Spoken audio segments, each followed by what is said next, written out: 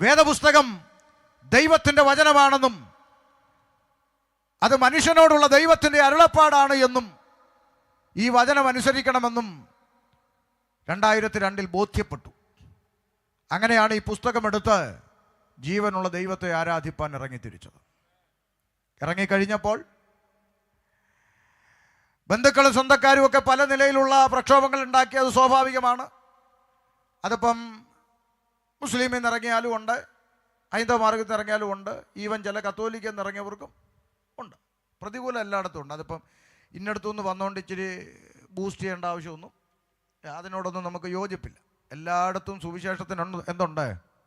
പ്രതികൂലമുണ്ട്.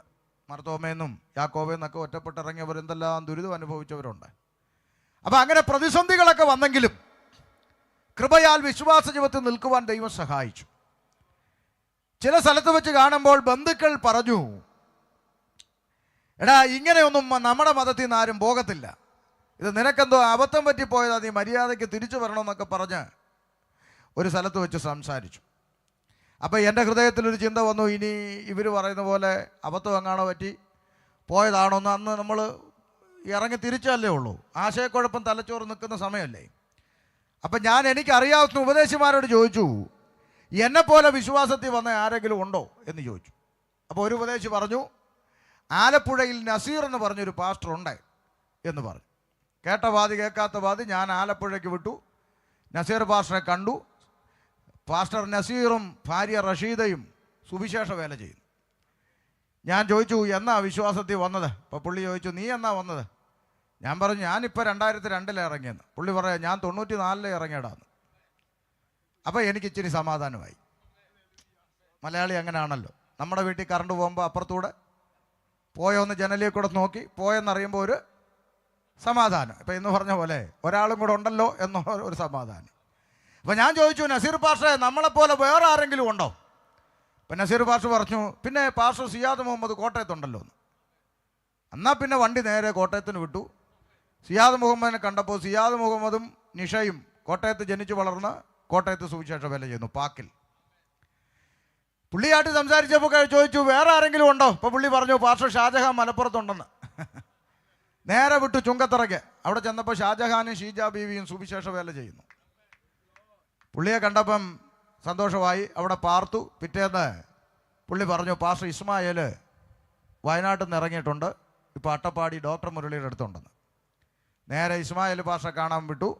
ഇപ്പോൾ പുള്ളി എൻ്റെ അളിയനാ, പെങ്ങളെ കെട്ടി, IPCയിലെ പാസ്റ്റർ. അപ്പോൾ ഇസ്മായിൽ പറഞ്ഞു, പാസ്റ്റർ റഫീഖ് വയനാടുണ്ടെന്ന്. റഫീഖിനെ കാണാൻ പോയി. അപ്പോൾ പറഞ്ഞു, മുനീർ കാസർഗോഡുണ്ടെന്ന്. മുനീറിനെ കാണാൻ പോയി. അപ്പോൾ മുനീർ പറഞ്ഞു, അബ്ദുൽ വഹാബ് കണ്ണൂർ തളിപ്പറമ്പിൽ പ്രവർത്തിക്കുന്നുണ്ടെന്ന്. കണ്ണൂരോ? ആ പിന്നെ അതിനൊക്കെ ചങ്കൂറ്റം വേണ്ട, പിന്നെ ഉണ്ടെന്ന്. അങ്ങനെ ചെന്ന് കണ്ണൂർ തളിപ്പറമ്പിൽ ചെന്ന് വഹാബിനെ കണ്ടപ്പോൾ വഹാബ് പറഞ്ഞു, അനിയൻ അബ്ദുൽ സമദ് നാലാഞ്ചിറ പ്രവർത്തിക്കുന്നുണ്ടെന്ന്. അങ്ങനെ സമദിനെ നാലാഞ്ചിറ പരിചയപ്പെട്ടു. പുള്ളി പറഞ്ഞു, നാലാഞ്ചിറ എന്നൊരു സൗദാ ബീവി ഇറങ്ങിയിട്ടുണ്ട്, ഇപ്പോൾ കുവൈറ്റിലുണ്ട്, അറിയാവുന്നു. അങ്ങനെ പുള്ളിക്കാരിയും പരിചയപ്പെട്ടു. അപ്പോൾ പുള്ളിക്കാരി പറഞ്ഞു, എന്നെക്കാളും മുമ്പേ ഒക്കെ റംല തോമസ് ചെങ്ങന്നൂർ ഇറങ്ങിയിട്ടുണ്ടെന്ന്. അങ്ങനെ ചുരുക്കി പറഞ്ഞാൽ ഇപ്പം പറയുന്നവരുടെ എണ്ണം നോക്കിയാൽ സമയം അങ്ങ് പോകും. അതുകൊണ്ട് എണ്ണം പറയുന്നില്ല. പറഞ്ഞതിൻ്റെ അർത്ഥം സകല മനുഷ്യനും ജീവനുള്ള ദൈവത്തിങ്കലേക്ക് തിരിഞ്ഞുകൊണ്ടിരിക്കുകയാണ്.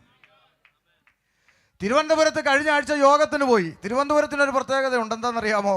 എല്ലാ ദിവസവും കൺവെൻഷൻ ഉള്ള ജില്ലയാണ് തിരുവനന്തപുരം. എപ്പോഴെങ്കിലുമൊക്കെ കൺവെൻഷനാണ്.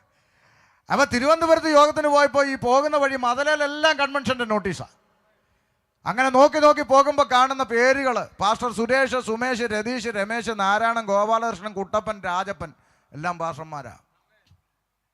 എല്ലാം ഇറങ്ങുക അല്ലേ?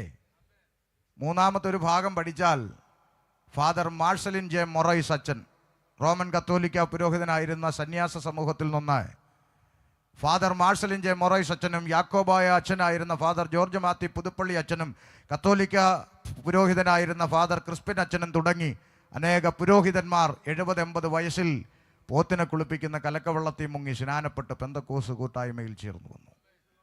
എന്തിനാ ഇത് പറഞ്ഞത്? എല്ലാ വിഭാഗത്തിൽ നിന്നും ജനം സത്യമറിയുകയും സത്യത്താൽ സ്വതന്ത്രരാക്കപ്പെട്ടുകൊണ്ടിരിക്കുകയും ചെയ്യുകയാണ്. കഴിഞ്ഞ ചില മാസങ്ങൾക്ക് മുമ്പ് മലപ്പുറം ജില്ലയിൽ മേലാറ്റൂർ എന്ന് പറഞ്ഞ സ്ഥലത്ത് പരസ്യയോഗത്തിന് പോയി. അവിടെയുള്ള കവലകളിൽ ഞങ്ങൾ കർത്താവിനെ പ്രസംഗിച്ചു. ഞാനും എൻ്റെ സഹ ദൈവദാസന്മാരും ഒക്കെയായി. അവിടെ പരിചയപ്പെടാൻ വന്ന ചില മുസ്ലിം സഹോദരങ്ങൾ ചോദിച്ചു, ഷമീറെ, താങ്കൾക്ക് ഈ ബൈബിൾ ഇത്രയും വലിയ താല്പര്യം തോന്നാനുള്ള കാരണം എന്താ എന്ന് പറയാമോ?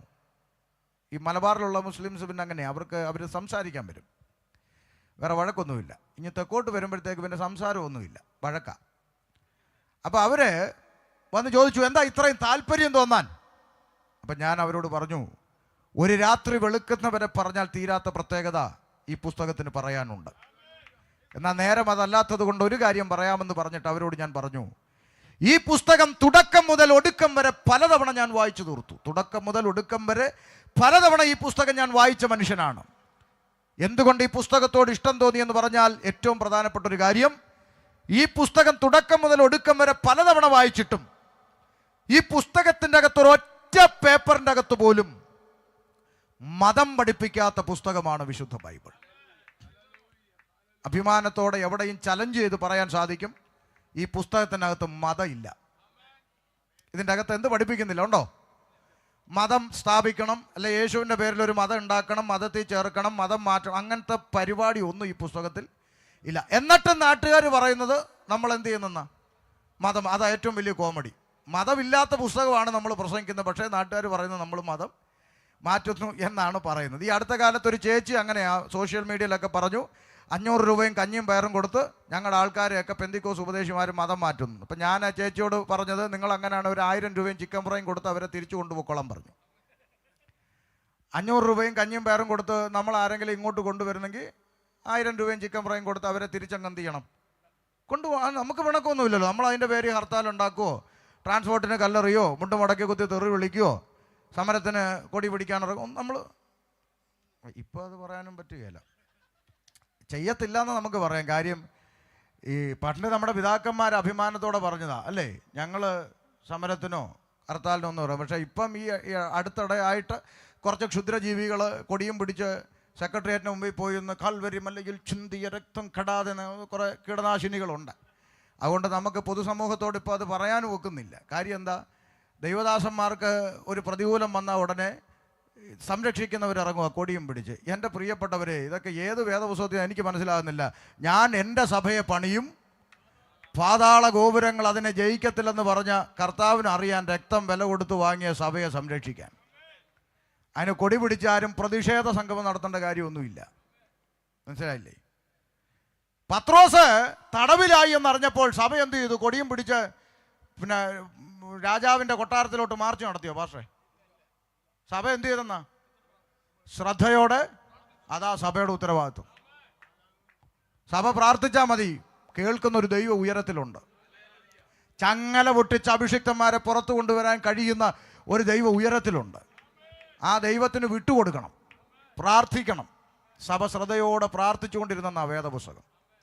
പിന്നെ എന്തിനു വേദനും വാക്യമെടുക്കുന്ന വില്ലന്മാരുണ്ടല്ലോ. അപ്പോൾ അവരുടനെ പറയും, പൗലോസ് അധികാരിയോട് ചോദിച്ചു, റോമൻ പൗരനായിരിക്കുന്ന എന്നെ വിചാരണ കൂടാതെ അടിക്കുന്നത് യോഗ്യമൊന്ന് ചോദിച്ച പോലെ നമുക്ക് ചോദിക്കാം. പൗലോസ് ചോദിച്ചത് കൊടിയും പിടിച്ച റോഡിലാണോ? തന്നെ വിസ്തരിക്കാൻ കൊണ്ടു നിർത്തിയ ഇടത്ത ഏമാനോടാ പൗലോസ് ചോദിച്ചത്. അത് നമുക്കും ചോദിക്കാം. നമ്മളെ പിടിച്ചൊരു പോലീസ് സ്റ്റേഷനിലോ കോടതിയിലോ കൊണ്ടു നിർത്തിയാൽ ചോദിക്കാം. ബഹുമാനപ്പെട്ട അദ്ദേഹത്തോട് ചോദിക്കാം, സാറേ, ഞങ്ങൾ സുവിശേഷം പ്രസംഗിച്ചു, തെറിയൊന്നും പറഞ്ഞില്ല, മോശമൊന്നും ചെയ്തില്ല, ഞങ്ങളെ വെറുതെ ഇങ്ങനെ ശിക്ഷിക്കുന്നത് യോഗ്യമാണെന്ന് നമുക്കും ചോദിക്കാം. അതും സെക്രട്ടേറിയറ്റിൽ കൊടി പിടിക്കുന്നതുമായിട്ട് ബന്ധമൊന്നും ആ വാക്യം കൊണ്ട് അതിനെ എടുത്ത് ന്യായീകരിക്കരുത്. സ്തോത്രം. അപ്പം അതുകൊണ്ട് മനസ്സിലാക്കണം, ഈ വേദപുസ്തകം പഠിച്ചപ്പോൾ മനസ്സിലായത് ഇതിൻ്റെ അകത്ത് മതം ഇല്ല. പിന്നെ എന്താ ഈ പുസ്തകം പഠിപ്പിക്കുന്നതെന്ന് ചോദിച്ചാൽ, അന്ന് ഇന്ന് എന്നും അഭിമാനത്തോടെ ഏത് തെരുക്കോണിലും വിളിച്ചു പറയാം, സൃഷ്ടാവായ ദൈവവും സൃഷ്ടിയായ മനുഷ്യനും തമ്മിലുള്ള ബന്ധത്തെയാണ് ഈ പുസ്തകം ലോകത്തോട് സംസാരിച്ചു കൊണ്ടേയിരിക്കുന്നത്. ഒന്നുകൂടി ലഘുവായി പറഞ്ഞാൽ, മനുഷ്യൻ തൻ്റെ സൃഷ്ടാവിനെ അറിയണം. അതാണ് ഈ പുസ്തകത്തിൻ്റെ ഉദ്ദേശം. അതാണ് ഞങ്ങളുടെ യോഗത്തിൻ്റെ ഉദ്ദേശം. മനുഷ്യൻ സൃഷ്ടാവിനെ അറിയണം. അതിൻ്റെ അപ്പുറത്തെ ദുരുദ്ദേശമൊന്നുമില്ല. അങ്ങനെ 2002 മുതൽ ഞാൻ പറഞ്ഞല്ലോ, ഇത് വായിക്കാൻ തുടങ്ങി. ഇത് വായിച്ചപ്പോൾ ഷമീർ അബ്ദുൽ സലാമിന് മനസ്സിലായ ഒരു കാര്യം പറയാം. അതാണ് 15-ാമത്തെ വാക്യം. വായിച്ചോ, 15-ാമത്തെ വാക്യം വായിച്ചാട്ടെ. ക്രിസ്തുയേശു പാപികളെ രക്ഷിക്കുവാൻ ലോകത്തിൽ വന്നു എന്നുള്ളതും വിശ്വാസ്യവും എല്ലാവരും അംഗീകരിക്കുവാൻ യോഗ്യവുമായ വചനം തന്നെ. അപ്പൊ ഞാൻ വായിച്ചപ്പോൾ എനിക്ക് മനസ്സിലായ കാര്യം, യേശുക്രിസ്തു ഭൂമിയിൽ മതം സ്ഥാപിക്കാനല്ല വന്ന, പിന്നെന്താ? യേശുക്രിസ്തു പാപികളെ രക്ഷിപ്പാൻ ലോകത്തിൽ വന്നു. സുവിശേഷത്തിന്റെ ആപ്തവാക്യം, ക്രിസ്തു യേശു പാപികളെ രക്ഷിക്കുന്നു. യേശുക്രിസ്തു പാപികളെ രക്ഷിപ്പാൻ ലോകത്തിൽ വന്നു. ഈ ചിന്ത കയറിയപ്പോൾ അങ്ങനെ രക്ഷിക്കണമെങ്കിൽ ലോകത്തിൽ പാപിയുണ്ടോ എന്നത് സംബന്ധിച്ചുള്ള പഠനമായി. അങ്ങനെ വായിക്കും തോറും എനിക്ക് മനസ്സിലായ കാര്യം ഞാൻ നിങ്ങളോട്, പൊതുസമൂഹത്തോട് അക്കമിട്ട് അടുക്കടുക്കായി ഒരു കുഞ്ഞിന് മനസ്സിലാകുന്ന പോലെ പറഞ്ഞ് ഇവിടെ ഏൽപ്പിച്ച സമയത്ത് വാക്കുകൾ അവസാനിപ്പിക്കും. ശ്രദ്ധിക്കുക. ഞാൻ വായിച്ചപ്പോൾ മനസ്സിലായ യാഥാർത്ഥ്യം ഒന്ന്, ആദിയിൽ ദൈവം ആകാശം ഭൂമിയും സൃഷ്ടിച്ചു എന്ന് പറഞ്ഞുകൊണ്ട് ഈ പുസ്തകം ആരംഭിക്കുന്നു. ചരാചരങ്ങൾ, ഇടജാതി, മൃഗജാതി, കന്നുകാലി, നാൽക്കാലി, പറവജാതി എന്നിങ്ങനെ അടുക്കടുക്കായി പ്രപഞ്ചത്തിൽ സൃഷ്ടിപ്പ് നടത്തുന്ന ഒരു സ്രഷ്ടാവിനെ ഞാൻ ഈ പുസ്തകത്തിൽ കണ്ടു. ആറാമത്തെ ദിവസം ഭൂമിയിൽ മനുഷ്യനെ സൃഷ്ടിക്കാൻ തീരുമാനിക്കുന്ന ദൈവത്തെ ഈ പുസ്തകത്തിൽ കണ്ടു. അവിടെ എനിക്ക് പ്രത്യേകത തോന്നിയ ഒരു കാര്യം പൊതുസമൂഹത്തോട് പറയാം. പറവജാതി ഉണ്ടാകട്ടെ, ഇടജാതി ഉണ്ടാകട്ടെ, കന്നുകാലി ഉണ്ടാകട്ടെ, പറവകൾ പറക്കട്ടെ എന്നൊക്കെ പറഞ്ഞ പോലെ ഒരു മനുഷ്യൻ ഉണ്ടാകട്ടെ എന്ന് പറയുകയല്ല, മറിച്ച് നിലത്തെ മണ്ണുകൊണ്ട്, നിലത്തെ പൊടി കൊണ്ട് മനുഷ്യരൂപം നിർമ്മിച്ചിട്ട് അവൻ്റെ മൂക്കിലേക്ക് സ്വർഗത്തിലെ സൃഷ്ടാവ് ജീവശ്വാസമൂതി മനുഷ്യൻ ജീവനുള്ളവനായി തീർന്നു എന്നും അവന് തക്ക തുണയായി ഒരു തുണയെ ഉണ്ടാക്കി കൊടുത്തുകൊണ്ട് ഇങ്ങനെ ദൈവം തൻ്റെ സാദൃശ്യത്തിലും സ്വരൂപത്തിലും മനുഷ്യനെ സൃഷ്ടിച്ചുവെന്നും അതിൻ്റെ കൂടെ ഒരു വരിയും കൂടെ കണ്ടു, ആണും പെണ്ണുമായി സൃഷ്ടിച്ചു എന്ന്. അപ്പോൾ എനിക്ക് കുറച്ചുകൂടി ഇഷ്ടം തോന്നി. കാരണം ഭൂമിയിൽ വേദപുസ്തകം പരിചയപ്പെടുത്തുന്ന ദൈവം ഭൂമിയിൽ മനുഷ്യനെ ഹിന്ദുവായി സൃഷ്ടിച്ചില്ല, മുസൽമാനായി സൃഷ്ടിച്ചില്ല, ക്രിസ്ത്യാനി കൂട്ടത്തെ സൃഷ്ടിച്ചില്ല, ആണും പെണ്ണുമായി സൃഷ്ടിച്ചു. എത്ര മനോഹരമാണെന്ന് നോക്കിയേ. മതങ്ങളെക്കുറിച്ചുള്ള പരാമർശമില്ലാതെ മനുഷ്യനെ ആണും പെണ്ണുമായി സൃഷ്ടിച്ചൊരു സൃഷ്ടാവ്. ഞാൻ ഇന്ന് രാത്രി ദേശക്കാരോട് പറയാം, ഒരു ദൈവമുണ്ട് എന്ന് വിശ്വസിക്കുന്നവരേവരും ചിന്തിക്കണം. ദൈവം ഉയരത്തിൽ നിന്ന് ഭൂമിയിലേക്ക് കുനിഞ്ഞു നോക്കിയാൽ സ്വർഗത്തിലെ ദൈവത്തിൻ്റെ കണ്ണിൽ കാണുന്ന രണ്ട് ജാതി, ഒന്നാണും ഒന്ന് പെണ്ണുമേ ഉള്ളൂ. ബാക്കിയുള്ള നാശകോടാലി എല്ലാം ഈ ഇരുകാലി മനുഷ്യന്മാരുണ്ടാക്കി വെച്ച മെനയാണ്. ദൈവം ജാതി മതവും വേർതിരിച്ച് സ്നേഹിക്കുന്നയാളല്ല. ദൈവം കറുപ്പും വെളുപ്പും വേർതിരിച്ച് സ്നേഹിക്കുന്നയാളല്ല. ദൈവം കൂടിയ ജാതിയും കുറഞ്ഞ ജാതിയും നോക്കി സ്നേഹിക്കുന്നവനല്ല.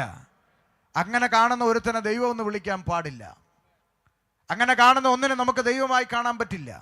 ദൈവമാണ് സകലത്തെയും സൃഷ്ടിച്ചതെന്ന് പറയുകയും കർത്തവനെ സൃഷ്ടിച്ചതും ദൈവം, വെളുത്തവനെ സൃഷ്ടിച്ചതും ദൈവം, എന്നിട്ട് കർത്തവനെ ഇഷ്ടമില്ല വെളുത്തവനെ ഇഷ്ടമെന്ന് പറഞ്ഞാൽ അങ്ങനെ ഒന്നിനെ നമുക്ക് ദൈവം എന്ന് വിളിക്കാൻ കഴിയില്ല. അതുകൊണ്ട് വേദപുസ്തകം പഠിച്ചപ്പോൾ ഒരു യാഥാർത്ഥ്യം മനസ്സിലായി. ജാതി മതം ഒന്നും അല്ല വിഷയം, സൃഷ്ടാവാണ് മനുഷ്യന് വിഷയം. ദൈവത്തെ അറിയുക എന്നുള്ളതാണ് പ്രധാനം. ആണും പെണ്ണുമായി സൃഷ്ടിച്ചു, മനോഹരം. വീണ്ടും വായിക്കുമ്പോൾ അവരെ കിഴക്ക് ഏതെങ്കിലും ഒരു തോട്ടമുണ്ടാക്കി അവിടെ ആക്കി എന്നും, എന്നാൽ സൃഷ്ടാവായ ദൈവം പറഞ്ഞ കൽപ്പനയെ ലംഘിച്ചുകൊണ്ട് സൃഷ്ടിയായ മനുഷ്യൻ അനുസരണക്കേട് കാണിച്ചത് നിമിത്തം അവനിലേക്ക് പാപം പ്രവേശിച്ചു എന്നും, അതുകൊണ്ട് ഏകനാൽ പാപവും പാപത്താൽ മരണവും ലോകത്തിൽ പ്രവേശിച്ചു എന്നും തിരുവെഴുത്തിൽ വായിക്കുവാനിടയായി. ഞാനത് പറയുമ്പോൾ 2026 കമ്പ്യൂട്ടർ യുഗത്തിലെത്തി നിൽക്കുന്ന കാലമാണെന്ന് എനിക്കറിയാം. പുറത്തു കേൾക്കുന്ന ആളുകളുടെ തലച്ചോറിൽ ചിന്ത വരും. കണ്ടുപിടുത്തങ്ങളും ഇൻ്റർനെറ്റും ശാസ്ത്രവും ടെക്നോളജിയും ഒക്കെ വളർന്നുകൊണ്ടിരിക്കുന്ന ഒരു കാലഘട്ടത്തിൽ ഒരു ഉപദേശം നിന്ന് മനുഷ്യൻ പാപിയാണെന്ന് പറഞ്ഞാൽ എങ്ങനെ ഉൾക്കൊള്ളാൻ സാധിക്കുമെന്ന് ചിന്തിക്കുമ്പോൾ ഓർക്കണം, ഓരോ ദിവസവും നമ്മുടെ കൺമുമ്പിലൂടെ കടന്നു പോകുന്ന വാർത്തകൾ അതിൻ്റെ ഉത്തരമാണ്. കളിക്കുവാൻ മൊബൈൽ കൊടുത്തില്ല എന്ന കാരണത്താൽ 10 മാസം നൊന്ത് പ്രസവിച്ച പെറ്റതള്ളയുടെ കഴുത്ത് അറുത്തുമാറ്റിയ ഒരു 14-കാരൻ്റെ വാർത്ത കഴിഞ്ഞ കാലങ്ങളിൽ നമ്മൾ കേട്ട് കഴിഞ്ഞു. കാമുകനോടൊപ്പം ജീവിക്കാൻ 10 മാസം നൊന്ത് പ്രസവിച്ച ചോരക്കുഞ്ഞിനെ തീരദേശത്തിൻ്റെ കടൽ ഭിത്തിയിൽ എറിഞ്ഞു കൊന്ന അമ്മ ആലപ്പുഴയിലുണ്ടെന്ന് നമ്മൾ കേട്ട് കഴിഞ്ഞു. ഒരു കാര്യം ചിന്തിക്കണം, ഇതൊക്കെ ഏതെങ്കിലും ഈശ്വരന്മാർ ജയിച്ചെന്ന് ബോധമുള്ളവരാരും പറയില്ല. 10 മാസം വയറ്റിൽ ചുമന്ന പെറ്റതള്ളയുടെ കഴുത്തറുക്കാൻ 14-കാരനെ പ്രേരിപ്പിച്ചത് ഏതെങ്കിലും ഈശ്വരൻ്റെ ആത്മാവാണെന്ന് സുബോധമുള്ള ആരും പറയില്ല. അങ്ങനെയെങ്കിൽ മനുഷ്യനെ ഈ തിന്മയിലേക്ക് നയിക്കുന്ന അതിൻ്റെ യഥാർത്ഥ ഉറവിടം എന്ന് പറയുന്നത് പാപം എന്ന വിപത്താണ്. സകല മനുഷ്യനിലും പാപം എന്ന് പറയുന്ന വിപത്ത് കുടിയിരിക്കുന്നു. ഈ പാപം എന്ന് പറയുന്ന ഇരുട്ട് മനുഷ്യനെ കീഴടക്കിയിരിക്കുന്നു എന്നാണ് തിരുവെഴുത്ത് വ്യക്തമാക്കുന്നത്. അതുകൊണ്ട് അവൻ ചെയ്യുവാൻ ആഗ്രഹിക്കുന്ന നന്മയല്ല, പലപ്പോഴും ആഗ്രഹിക്കാത്ത തിന്മയാണ് മനുഷ്യൻ്റെ ജീവിതത്തിൽ സംഭവിച്ചുകൊണ്ടിരിക്കുന്നത്. ഞങ്ങൾ ജയിലുകൾ സന്ദർശിക്കാൻ പോകുന്നവരാണ്. ഒരു സമയത്ത് ഒരു ജയിൽ സന്ദർശിക്കാൻ പോയി. ജയിൽ സൂപ്രണ്ട് കുറ്റവാളികളോട് പറഞ്ഞു, പ്രാർത്ഥനക്കാർ വന്നിട്ടുണ്ട്, താല്പര്യമുള്ളവർ വന്നിരിക്കാൻ പറഞ്ഞു. അങ്ങനെ അവർ കുറച്ച് പേര് കടന്നു വന്നിരുന്നു. പ്രാർത്ഥനയും അല്പസമയം സംസാരിക്കുകയും ചെയ്തു. അത് കഴിഞ്ഞപ്പോൾ വ്യക്തിപരമായി പ്രാർത്ഥിക്കേണ്ടവർക്ക് മുന്നോട്ട് വരാമെന്ന് പറഞ്ഞപ്പോൾ തടിമിടുക്കുള്ള ഒരു ചെറുപ്പക്കാരൻ മുന്നോട്ട് വന്നത് ഓർക്കുന്നു. ആ തടിമാടനായ ചെറുപ്പക്കാരൻ അടുത്ത് വന്നിട്ട് കണ്ണുകൾ നിറഞ്ഞൊഴുകിക്കൊണ്ട് പറഞ്ഞു, സാറേ, എൻ്റെ ഭാര്യ, എൻ്റെ കുഞ്ഞ്, എൻ്റെ കുടുംബം എല്ലാം പോയി. എൻ്റെ കുഞ്ഞിനെയൊക്കെ ഒന്ന് കാണണമെന്നുണ്ട് സാറേ, നിങ്ങൾ ആരെങ്കിലും വിചാരിച്ചാൽ സഹായിക്കാൻ പറ്റുമോ? അപ്പം നമ്മൾ ചോദിച്ചു, എന്താണ് സഹോദരൻ ചെയ്ത കുറ്റം? പറഞ്ഞു, ഞാനൊരാളെ കൊന്നു സാറേ. ചോദിച്ചു, ഒരാളെയൊക്കെ എങ്ങനെയാണ് കൊല്ലാൻ സാധിക്കുന്നത്? എന്തിനാ അങ്ങനെ ചെയ്തേ? പറഞ്ഞ മറുപടി കേൾക്കണോ പ്രിയപ്പെട്ടവരെ? എൻ്റെ പൊന്നു സാറേ, കൊല്ലണമെന്ന് മനസ്സിൽ പോലും ചിന്തിച്ചതല്ല. വാക്കുകൾ ശ്രദ്ധിക്കണം. മനസ്സിൽ പോലും ചിന്തിച്ചതല്ല, പക്ഷെ കൊന്നു. അതാണ് സത്യം. എന്തിനു കൊന്നു? അപ്പം അദ്ദേഹം പറയുക, അപ്പുറത്തെ വീട്ടിലെ തെങ്ങിൻ്റെ ഓല ഞങ്ങളുടെ വഴിയിലോട്ട് ചാഞ്ഞു കിടന്നു. ഓല വെട്ടണമെന്ന് പലതവണ അയലത്തുകാരനോട് പറഞ്ഞു, കേൾക്കുന്നില്ല. എൻ്റെ സാറേ, ഞാനൊരു ദിവസം രാത്രി ജോലി കഴിഞ്ഞ് 2 അടിച്ചേച്ച് വീട്ടിലോട്ട് വരുമ്പോൾ എൻ്റെ ഭാര്യ പറഞ്ഞു, നിങ്ങൾക്ക് തൻ്റെ ഇടം ഇല്ലാത്തതുകൊണ്ടാണ് അവൻ ഓല വെട്ടാത്തതെന്ന്. നല്ല പെണ്ണും പിള്ളയാണ്. ഒന്നാമത് ഇവൻ 2 അടിച്ചുകൊണ്ട് വരുന്നു, അതിൻ്റെ കൂടെ മൂപ്പിച്ചും കൂടെ കൊടുത്തു. അവൻ അടുക്കളയിൽ പോയി പിച്ചാത്തി എടുത്തോണ്ടായ, ഇപ്പം വെട്ടിച്ച് കാണിച്ചു തരാം അവിടെ എന്ന് പറഞ്ഞ് അപ്പുറത്തെ വീട്ടിലോട്ട് ചെല്ലുന്നു. മുറിക്കടാ ഓല എന്ന് പറഞ്ഞു, മുറിക്കത്തിലടാന്ന് പറഞ്ഞു. കത്തിയെടുത്ത് ഒറ്റ കുത്ത്. അവൻ ചത്തു. അവൻ്റെ കുടുംബം അനാഥമായി. ഇവൻ ജയിലിലായി. ഇവൻ്റെ കുടുംബവും അനാഥമായി. ഇപ്പോഴാ മനുഷ്യൻ പറയുന്നു, ഞാൻ മനസ്സിൽ പോലും ചിന്തിച്ചതല്ല. പാപത്തിൻ്റെ ശക്തി മനസ്സിലാക്കണം. നാം പലപ്പോഴും നല്ലത് ചെയ്യാൻ ആഗ്രഹിക്കുന്നെങ്കിലും ആഗ്രഹിക്കാത്ത തിന്മകളിലൂടെ വലിച്ചു കൊണ്ടുപോയി ഒടുവിൽ ഒരു മുഴം കയറിലോ ഒരു കുപ്പി വിഷത്തിലോ നിന്നെ തീർത്ത് കളയാൻ കെൽപ്പുള്ള നിന്റെ ഹൃദയക്കൂടിൻ്റെ അകത്ത് കുടിയിരിക്കുന്ന അദൃശ്യമായ ഇരുട്ട്, അത് നിന്നെ വിഴുങ്ങുന്നതിന് മുമ്പ് പാപമോചനം പ്രാപിക്കേണ്ടത് ആവശ്യമായിരിക്കുന്നു. നോക്ക്, നമ്മുടെ കൺമുമ്പിൽ ഓരോ ദിവസവും പറന്നു വീഴുന്ന പത്രത്താളുകളിലും സ്വീകരണ മുറിയിലിരിക്കുന്ന TV ചാനലുകളിലും വരുന്ന സകലമാന വാർത്തകളും പകൽ പോലെ വിളിച്ചറിയിക്കുന്ന ഒരു സത്യം, മനുഷ്യൻ്റെ അകത്ത് പാപമെന്ന് പറയുന്ന ഇരുട്ടുണ്ട്. ബിവറേജിൽ പോയ 2 കൂട്ടുകാർ, എൻ്റെ ചങ്കാണ്, ചങ്കടിപ്പാണെന്ന് പറഞ്ഞ 2 കൂട്ടുകാർ, അവർ ഒരുമിച്ചൊരു കുപ്പിയെടുത്ത് മേശപ്പുറത്ത് വെച്ച് കുപ്പി പൊട്ടിച്ച് അടി തുടങ്ങി. കുപ്പി അടിച്ചു തീർത്തപ്പോൾ ചങ്ക് കുപ്പിയെടുത്ത് ഉടച്ച് മറ്റേ ചങ്കിൻ്റെ കഴുത്തറുത്ത് കളഞ്ഞു. കുടിക്കുമ്പോൾ ഒരു ധാരണയില്ല കൊല്ലുമെന്ന്, കുടിച്ചുകൊണ്ടിരിക്കുമ്പോഴും തീരുമാനമില്ല കൊല്ലുമെന്ന്. പക്ഷേ കുടിച്ചു കഴിഞ്ഞ ആ ഒരു നിമിഷത്തിൽ ചങ്കിൻ്റെ കഴുത്തറുത്തു. ശ്രദ്ധിച്ചേ, ഈ മനുഷ്യൻ എപ്പോൾ എന്ത് ചെയ്യുമെന്ന് ആർക്കും പ്രഡിക്റ്റ് ചെയ്യാൻ കഴിയാത്ത ഒരു ജീവിയാണ്. കാരണം അവൻ്റെ അകത്ത് കുടിയിരിക്കുന്ന പാപം അവനെ കൺട്രോൾ ചെയ്തുകൊണ്ടിരിക്കുന്നു. ഞാനിത് പറയുമ്പോൾ ചില ആളുകൾ ചിന്തിക്കും, ശരിയാണ്. അതുകൊണ്ടാണ് ഇവിടെ മാറി മാറി വരുന്ന ഭരണകൂടങ്ങൾക്ക് നാട്ടിലെ കുറ്റകൃത്യങ്ങൾക്ക് തടയിടാൻ കഴിയാത്തത്. നാട്ടിൽ കുറ്റകൃത്യം പെരുകുന്നു. അതിനെന്താ ചെയ്യേണ്ടത്? അതിന് പിണറായി രാജിവെക്കണമെന്നാണ് പറയുന്നത്. പിണറായി രാജിവെച്ചാൽ കുറ്റകൃത്യം മാറുമോ? ഇല്ല. പിണറായിയുടെ സ്ഥാനത്ത് വേറൊരു ഭരണാധികാരി വന്നാലോ കുറ്റകൃത്യം തുടരും. കാരണം എന്താ? പാപത്തെ അറസ്റ്റ് ചെയ്യുവാനുള്ള സംവിധാനം ഭരണഘടനയ്ക്കില്ല. പാപം ഒരു മനുഷ്യനായിരുന്നെങ്കിൽ പിണറായി സഖാവിനൊരു പരാതി കൊടുത്ത് അവനെ അറസ്റ്റ് ചെയ്ത് ജയിലിലാക്കി നാട് രക്ഷിക്കാമായിരുന്നു. പാപം ഒരു വസ്തുവായിരുന്നെങ്കിൽ ഇച്ചിരി പെട്രോൾ ഒഴിച്ച് കത്തിച്ച് അതിൻ്റെ ചാരമെടുത്ത് പമ്പയിലോ കാവേരിയിലോ ഒഴുക്കി മനുഷ്യനെ രക്ഷിക്കായിരുന്നു. പാപം ഒരു വടവൃക്ഷമായിരുന്നെങ്കിൽ ഒരു പണിക്കാരനെ വിളിച്ച് അതിനെ വേരോടെ വെട്ടിക്കളഞ്ഞ് നാടിനെ രക്ഷിക്കായിരുന്നു. എന്നാൽ ഇന്ന് രാത്രി എൻ്റെ പ്രിയപ്പെട്ട ദേശവാസികൾ മനസ്സിലാക്കണം, വെട്ടിക്കളയാൻ കഴിയുന്ന ഒരു വൃക്ഷമല്ല പാപം, കത്തിച്ചു കളയാൻ കഴിയുന്ന ഒരു വസ്തുവല്ല പാപം, അറസ്റ്റ് ചെയ്യാൻ കഴിയുന്നൊരു മനുഷ്യനല്ല പാപം. പിന്നെന്താ? മനുഷ്യൻ്റെ ഹൃദയക്കൂടിൻ്റെ അകത്ത് കുടിയിരുന്ന് അവനെ സകലവിധമാകുന്ന തെറ്റുകളിലേക്കും തിന്മകളിലേക്കും വലിച്ചു കൊണ്ടുപോയി ഒടുവിൽ നരകത്തിൻ്റെ പടുകുഴിയിലേക്ക് തള്ളിയിടുന്ന ഇരുട്ടിൻ്റെ ആത്മാവാണ് പാപം. അത് മനുഷ്യൻ്റെ അകത്ത് കുടിയിരിക്കുന്നു. ചില ആളുകൾ പറയും, ശരിയാ, ആ പറഞ്ഞതിൽ കാര്യമുണ്ട്, മനുഷ്യൻ പാപിയാണ്. അപ്പോൾ സഹോദര, താങ്കൾ പാപിയാണെന്ന് തിരിച്ചറിയുന്നുവോ? ഏയ് ഇല്ലില്ല, ഞാൻ പാപിയല്ല. അതെന്താ? അല്ല, ഞാൻ ഇന്ന് വരെ ആർക്കും ഒരു ദോഷവും ചെയ്തിട്ടില്ല, അതുകൊണ്ട് പാപിയല്ല. നമ്മുടെ നാട്ടിലൊരു ചേട്ടൻ 5 മൂർഖം പാമ്പ് വളർത്തുന്നുണ്ടെന്ന് ചിന്തിക്കുക. 5 മൂർഖം പാമ്പിനെ വളർത്തുന്നുണ്ട്. 4 എണ്ണം സകലരെയും കടിച്ചിട്ടുണ്ട്. ഒരു പാമ്പ് ഇന്ന് വരെ ആരെയും കടിച്ചിട്ടില്ല. അതുകൊണ്ട് കടിക്കാത്ത പാമ്പിന് വിഷമില്ലെന്ന് ആരെങ്കിലും പറയുമോ? കടിക്കാത്ത പാമ്പിന് വിഷമില്ല എന്ന് പറയാൻ സാധിക്കില്ല. എപ്പോഴെങ്കിലും കടിച്ചാൽ വിഷം പുറത്തു വരുന്ന പോലെ തന്നെയാണ് മനുഷ്യനും.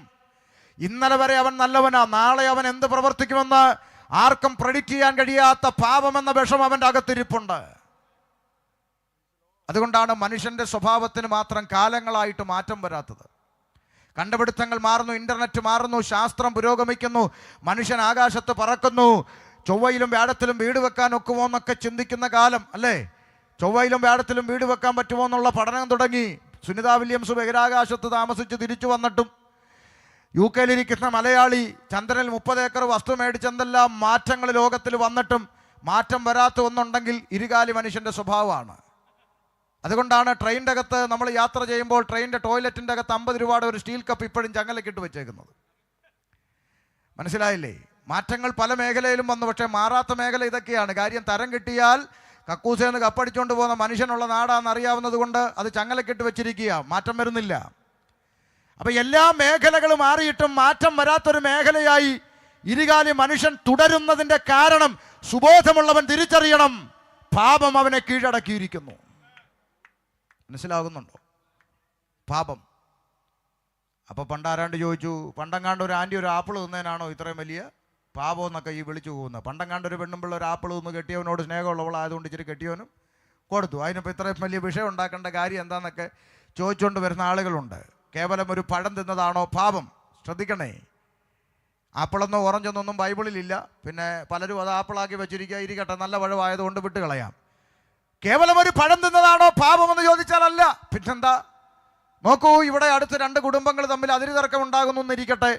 2 കുടുംബങ്ങൾ അതിരുതർക്കം ഉണ്ടാകുന്നു. നാട്ടുകാർ അടിയാകുന്ന കണ്ടിട്ട് നാട്ടുകാർ പോലീസിനെ വിളിക്കുന്നു, പോലീസ് വരുന്നു, റവന്യൂ വകുപ്പുകാരെ വിളിക്കുന്നു, സമാധാനിപ്പിക്കാൻ നോക്കുന്നു, സമാധാനമില്ല. എന്നാൽ കോടതി കേസെടുക്കട്ടെന്ന് പറയുന്നു. ആ കേസെടു, കോടതി വരട്ടെ, തീരുമാനിക്കട്ടെ, ആ ശരി എന്നാൽ അങ്ങനെ ആട്ടെ.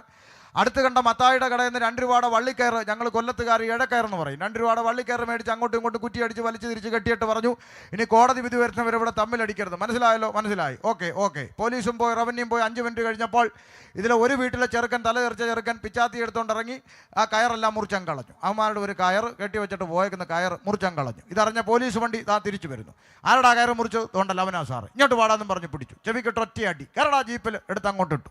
ഇത് കണ്ടുകൊണ്ട് മുറുക്കിക്കൊണ്ടിരിക്കുന്ന ഒരു അമ്മച്ചി പറഞ്ഞ ഡയലോഗ് ഒന്ന് കേട്ടെ. അമ്മച്ചി പറയുക, അയ്യോ എന്തരടിയാ കൊച്ചനെ ഇട്ടടിക്കുന്നത്, 2 രൂപയുടെ കയറ് മുറിച്ചവൻ ഇങ്ങനെ ഇട്ടടിക്കണമെന്ന്. അപ്പം അമ്മച്ചിയുടെ ചിന്ത എന്താ? 2 രൂപയുടെ കയറ് മുറിച്ചവന് തല്ലുന്നതിന് തോണ്ട മത്തായുടെ കടയിൽ തൂങ്ങി കിടക്കുന്ന ഇഷ്ടം പോലെ കയറ്. ഞാൻ വേണേൽ 10 രൂപ തരാം, 5 വള്ളി കയറ് മേടിച്ചിട്ട് ആ കൊച്ചിനെ അങ്ങ് വിട്ടേക്കാൻ. ഒരു വണ്ടി കയറ് പകരം കൊടുത്താൽ കൊച്ചിനെ വിടുവോ? വിടത്തില്ല. കാരണം 2 രൂപയുടെ കയറ് മുറിച്ചതല്ലല്ലോ അവിടുത്തെ പ്രശ്നം, നിയമലംഘനം നടന്നു എന്നുള്ളതാണ് പ്രശ്നം. നോക്കൂ, കേവലം ഒരു പഴം തിന്നതല്ല പാപം. സൃഷ്ടാവായ ദൈവം സൃഷ്ടിയായ മനുഷ്യന്റെ മുമ്പിൽ വെച്ച നിയമം മനുഷ്യൻ ലംഘിച്ചു. അതുകൊണ്ട് വേദപുസ്തകം പറയുന്നു, ഏകനാൽ പാപവും പാപത്താൽ മരണവും ലോകത്തിൽ പ്രവേശിച്ചു. അപ്പോഴാണ് അടുത്ത ബുദ്ധിജീവിയുടെ ചോദ്യം വരുന്നത്, എടോ ഉപദേശി, ആദമും ഹവ്വായും പാപം ചെയ്തു, ശരി ഇരിക്കട്ടെ, ഒരു വാദത്തിന് വേണ്ടി സമ്മതിച്ചു, അതിൻ്റെ പേര് ഒരു തെറ്റും ചെയ്യാത്ത ബാക്കിയുള്ള മനുഷ്യരൊക്കെ പാപിയാന്ന് പറയുന്ന യുക്തിക്ക് നിരക്കുന്നതാണെന്ന് ഒന്ന് നിരപ്പിക്കാം. ശ്രദ്ധിച്ചാട്ടെ, ഒരു ചോദ്യം ചോദിക്കാം. നമ്മുടെ ലോകത്തെ രാജ്യത്ത് ഇന്നും മരുന്ന് കണ്ടുപിടിക്കപ്പെട്ടിട്ടില്ലാത്തൊരു രോഗം നിലനിൽക്കുന്നു. എന്താ? HIV, എയ്ഡ്സ് എന്ന് പറയുന്ന മാരക രോഗം. ഞാൻ നിങ്ങളോട് ചോദിക്കുന്നു പ്രിയപ്പെട്ടവരെ, എയ്ഡ്സ് രോഗിയായ ഒരു അപ്പനും അമ്മയ്ക്കും ജനിക്കുന്ന കുഞ്ഞാരായിരിക്കും? എയ്ഡ്സ് രോഗി. ചോദ്യം, ഈ കുഞ്ഞ് ചെയ്ത തെറ്റെന്താണെന്ന് അറിയുന്ന ആരെങ്കിലും എനിക്കൊന്ന് പറഞ്ഞു തരാമോ? ഈ കുഞ്ഞ് എയ്ഡ്സ് രോഗിയായി തീരാൻ ആ കുഞ്ഞ് എന്തെങ്കിലും തെറ്റ് ചെയ്തിട്ടുണ്ടോ? കുഞ്ഞ് വ്യഭിചാരം ചെയ്തുവോ? കുഞ്ഞ് ബ്ലഡ് സ്വീകരിച്ചുവോ? ഈ കുഞ്ഞ് തൊട്ടിലേക്ക് കിടന്ന എയ്ഡ്സ് രോഗിയുടെ ബ്ലഡ് എടുത്ത് വെച്ച് അറിയാതെ ഷേവ് ചെയ്തിട്ട് രോഗിയായതാണോ? അല്ല, കുഞ്ഞൊരു തെറ്റും ചെയ്തിട്ടില്ല. പിന്നെ ആരാ തെറ്റ് ചെയ്തേ? അപ്പനും അമ്മയും വഴിവിട്ട് ജീവിച്ചതിൻ്റെ ഫലം ഒരു തെറ്റും ചെയ്യാത്തൊരു കുഞ്ഞ് ഒരു ജന്മം മുഴുവൻ അനുഭവിച്ചു തീർക്കുന്നത് ഒരു ഡിഗ്രിക്കും എതിർപ്പില്ല, ഒരു ബുദ്ധിജീവിക്കും എതിർപ്പില്ല, ഒരു നേതാക്കന്മാർക്കും എതിർപ്പില്ല. കാരണം അവർക്ക് പറയാനൊരു ഉത്തരവുണ്ട്. അത് രക്തത്തിലൂടെ അടുത്ത തലമുറയിലേക്ക് വന്ന അല്ലയോടോ ഉപദേശിന്ന് ആണല്ലോ. അങ്ങനെങ്കിൽ ആദാമ്യ പാപം എങ്ങനെ സകല മനുഷ്യരിലേക്കും വരുമെന്നതിന് വേദപുസ്തകം പറയുന്ന ഒരു ഉത്തരവൊന്ന് വായിച്ചു കൊടുത്തേ. അപ്പോസ്തല പ്രവൃത്തി 17:26. ഒന്ന് കാത് തുറന്ന് കേട്ടാട്ടെ. 17:26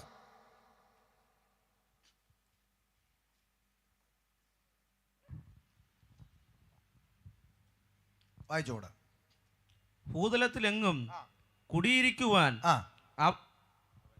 അവൻ ഒരുത്തനിൽ നിന്ന് മനുഷ്യജാതിയെ ഒക്കെയും ഉളവാക്കി. നിൽക്കട്ടെ, ഒന്ന് ശ്രദ്ധിച്ചാട്ടെ.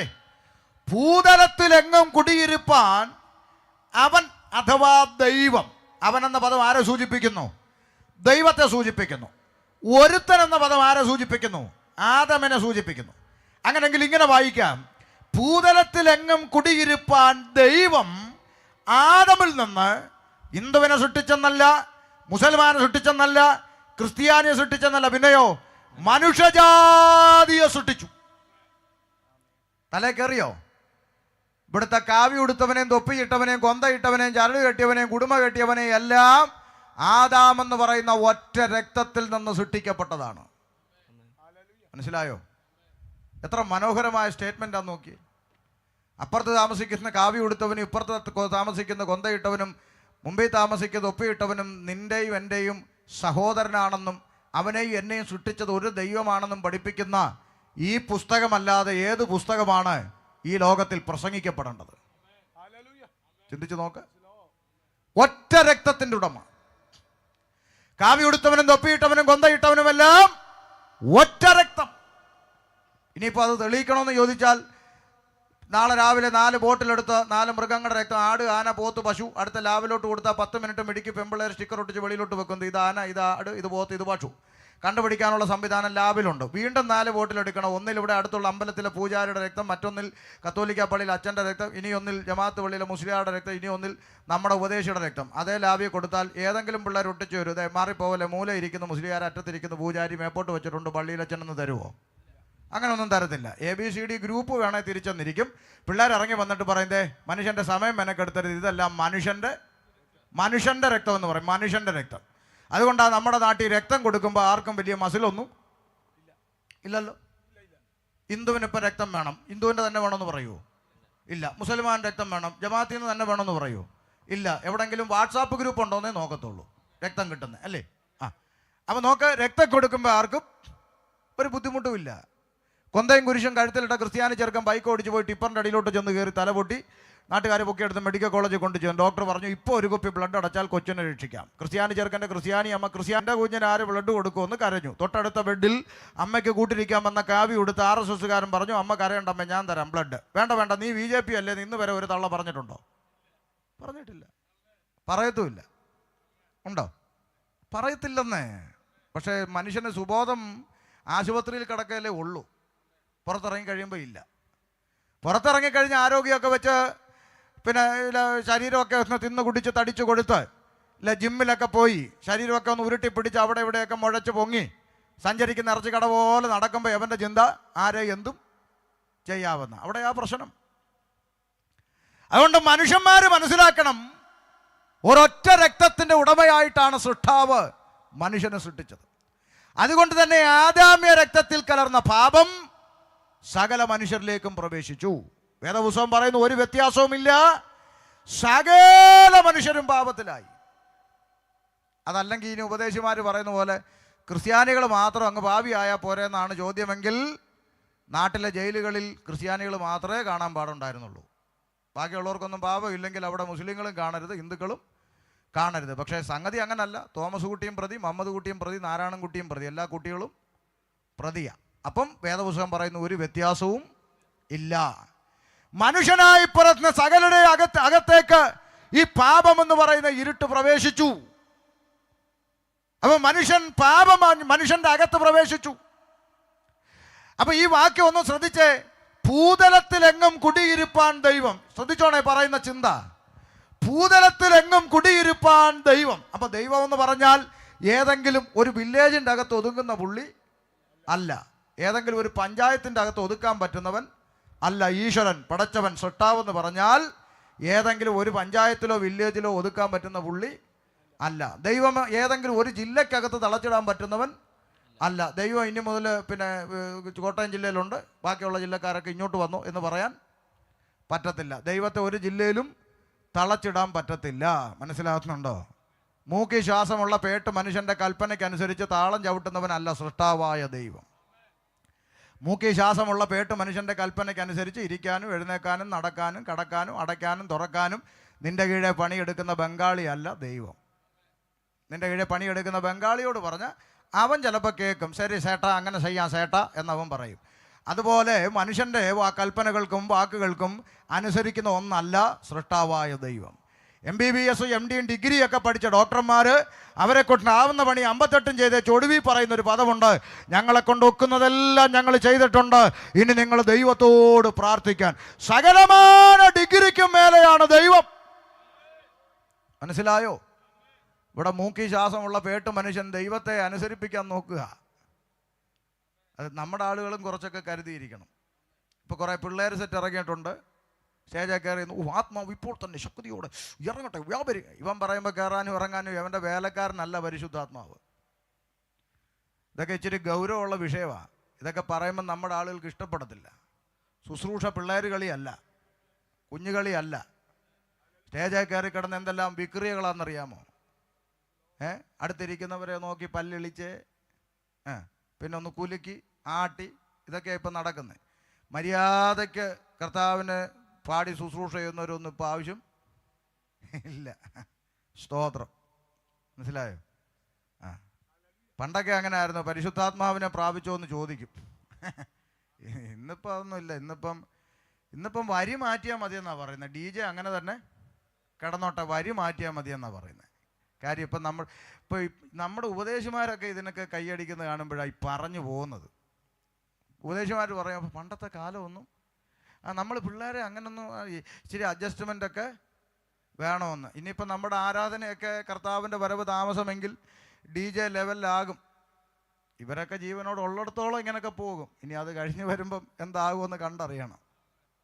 സ്തോത്രം. സങ്കടം കൊണ്ട് പറയുക. പിന്നെ വരി അങ്ങ് മാറ്റി എഴുതി എളുപ്പമുണ്ടല്ലോ. മറിയ അമ്മ കരഞ്ഞല്ലേ പെറ്റത്, അങ്ങനെ ആക്കിയാൽ മതി. വരി മാറ്റിയാൽ മതി. ഉണ്ണീശോയെ അവളല്ലേ പെറ്റത്. എന്തെല്ലാം വേഷം കിട്ടാമെന്നറിയാം. ഒരു കാര്യം മനസ്സിലാക്കണം ദൈവദാസന്മാരെ, ഞാനിത് പറയുന്നത് പിതാവായ ദൈവം എന്ന് കേൾക്കുമ്പോൾ, അല്ലെങ്കിൽ യഹോവയായ ദൈവം എന്ന് കേൾക്കുമ്പോൾ നമ്മുടെ ഹൃദയത്തിൽ എത്ര ബഹുമാനവും ഭയവും ഭക്തിയും വരുന്നുണ്ടോ, അതിലൊരു തരി കുറയാതെ പുത്രനെന്ന് കേൾക്കുമ്പോഴും പരിശുദ്ധാത്മാവെന്ന് കേൾക്കുമ്പോഴും ഉണ്ടാകണ്ടേ എന്നാണ് എൻ്റെ ചോദ്യം. കാരണം ദൈവിക തൃത്വത്തിൽ 3 ആളത്വങ്ങളും ഏറ്റക്കുറച്ചിലില്ലാത്ത ദൈവമല്ലേ. അങ്ങനെങ്കിൽ മനുഷ്യൻ പരിശുദ്ധാത്മാവിനെ കമാൻഡ് ചെയ്താൽ അത് പിതാവിനെ കമാൻഡ് ചെയ്യുന്നത് പോലെയും പുത്രനെ കമാൻഡ് ചെയ്യുന്നത് പോലെയും തന്നെ അല്ലേ? അതാ ഈ പറയുന്ന നമ്മുടെ പിള്ളേർക്ക് പറഞ്ഞു കൊടുക്കണമെന്ന്. ഈ വീഡിയോയുടെ മുമ്പിൽ കയറി വേഷം കെട്ടോ ഇതൊന്നും അല്ല കേട്ടോ, കുഞ്ഞുകളിയൊന്നും അല്ല ശുശ്രൂഷ. അത് മനസ്സിലാക്കിക്കോണം. ഞാൻ വിശ്വാസികളോടും ഒരു ബോധത്തിന് വേണ്ടി പറയുക. ബൈബിൾ എടുത്ത് പിള്ളേരെ കൊടുത്തിട്ട് അമ്മ മൊബൈലും പിടിച്ചുകൊണ്ട് നിൽക്കുക ചെറുക്കനെ വൈറലാക്കാൻ. കൊച്ചിനെ വൈറലാക്കാൻ കളിപ്പിക്കാനുള്ള കളിപ്പുസ്തകമല്ല വിശുദ്ധ തിരുവെഴുത്ത്. ഇത് ദഹിപ്പിക്കുന്ന അഗ്നിയാണെന്ന് കൂടി ഓർത്തോണം. ഞാൻ ഇതൊക്കെ പറയുന്നതുകൊണ്ട് സൗകര്യമുള്ളവർ വിളിച്ചാൽ മതി. ഞാൻ ഈ വേദി തപ്പി നടക്കുന്ന ആളൊന്നുമല്ല. എനിക്ക് കവലയുണ്ട് പ്രസംഗിക്കാൻ. അതുകൊണ്ട് അതൊന്നും എന്നെ ബാധിക്കുന്ന കാര്യമില്ല. പക്ഷേ ദൈവത്തോടൊരു നീതി പുലർത്തണമെങ്കിൽ നമ്മൾ ഈ കാര്യങ്ങൾ ദൈവദാസന്മാർ ശ്രദ്ധിക്കാൻ വേണ്ടി പറയുക. പിള്ളേർ കയറി കിടന്നങ്ങോട്ട് ഇപ്പോൾ തന്നെ കൊച്ചു പേട്ട് പിള്ളേരൊക്കെ അച്ഛാ ഇത് കാണുമ്പോൾ ഇവന്മാർ നല്ല അടി കൊടുത്ത് സ്കൂളിൽ പറഞ്ഞു കൊണ്ടുവരുന്ന വരെ പേട്ട് പിള്ളേരെയൊക്കെ സ്റ്റേജിൽ കയറ്റിയിട്ട് അന്യഭാഷയും പറഞ്ഞ് ഇവനെന്ത് കളിയാണോ ഇത്? അതിന് വേണം ഒരു നേരത്തെ പറഞ്ഞ പോലെ വാക്യവും കൂടെ കൂട്ടുപിടിക്കും. എന്തോ വാക്യം? ജ്ഞാനികൾക്കും വിവേകികൾക്കും മറച്ചു വെച്ചത് ശിശുക്കൾ. ഇവനാണോ ശിശു? വേദപുസ്തകം പറയുന്ന ശിശു എന്താണെന്ന് ആദ്യം പഠിക്കണം. എന്തുവാ? ഇപ്പോൾ ജനിച്ച ശിശുക്കളെ പോലെ രക്ഷയ്ക്കായി വളരുവാൻ വചനമെന്ന മായമില്ലാത്ത പാൽ കുടിച്ച് ക്രിസ്തു എന്ന തലയോളം വചനത്തിൽ വളരണം. രക്ഷിക്കപ്പെട്ടവനെയാ, പുതുതായി ജനിച്ചവനെയാ ലേഖനം ശിശു എന്ന് പറയുന്നത്. അല്ലാതെ രക്ഷ എന്തുവാന്ന് പോലും തിരിച്ചറിവില്ലാത്ത ഈ പിള്ളേർ നാളെ ഒരു അമ്മച്ചിയുടെ തല മുടിക്ക് കുത്തിപ്പിടിച്ചിട്ട് ഇപ്പോൾ തന്നെ ഞാനോ അഴിയട്ടെ എന്ന് ഈ പെണ്ണുമ്പിള പിന്നെ വീട്ടിൽ നിന്ന് തയ്യാറായിട്ട് വന്ന കിടന്ന ആട്, ഇപ്പം ഞാൻ നിന്നെ കത്തിക്ക് കളയാന്ന്. അപ്പം കത്തിക്കുക. അപ്പം ഞാനിത് നോക്കിയപ്പം വീഡിയോ കണ്ടപ്പം കൂടെ ഇരിക്കുന്ന കുറേ ഉപദേശിമാർ ചാടി എഴുന്നേറ്റ് അങ്ങ് തുള്ളുന്നു ഇത് കണ്ടിട്ട്.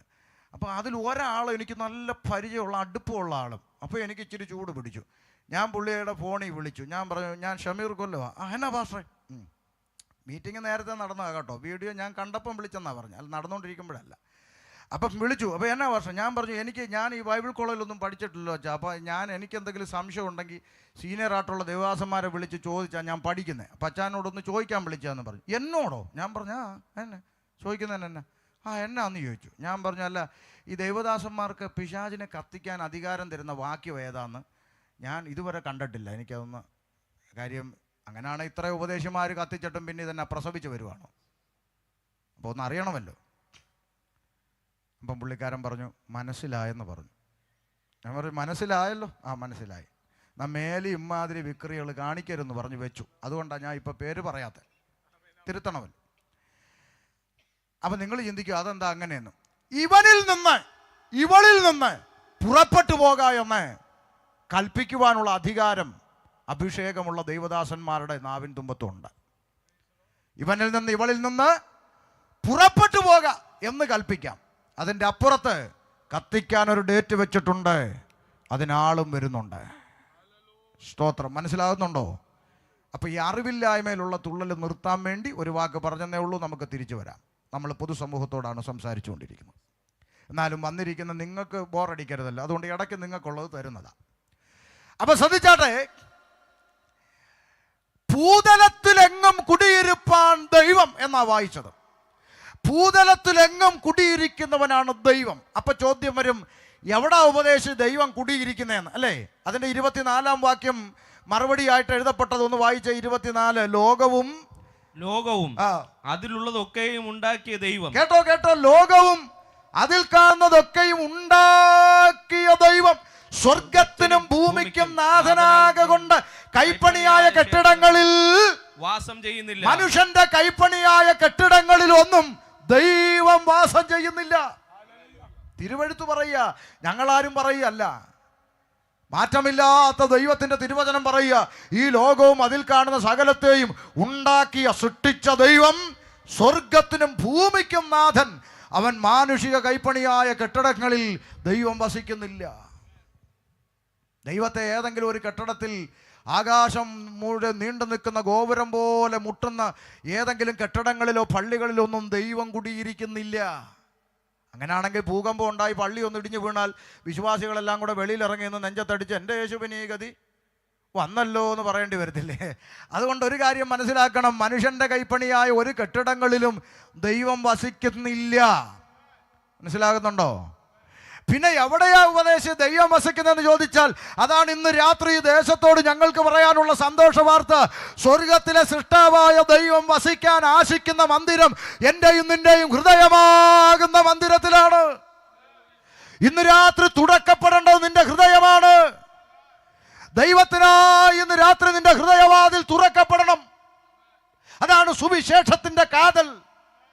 എന്തുകൊണ്ട്? ഇപ്പം നിന്റെ ഹൃദയക്കൂടിൻ്റെ അകത്ത് കുടിയിരിക്കുന്നത് ആരാ? പാപമെന്ന് പറയുന്ന ഇരുട്ടിൻ്റെ ആത്മാവ് നിന്റെ ഹൃദയക്കൂടിൽ കുടിയിരിക്കുന്നു.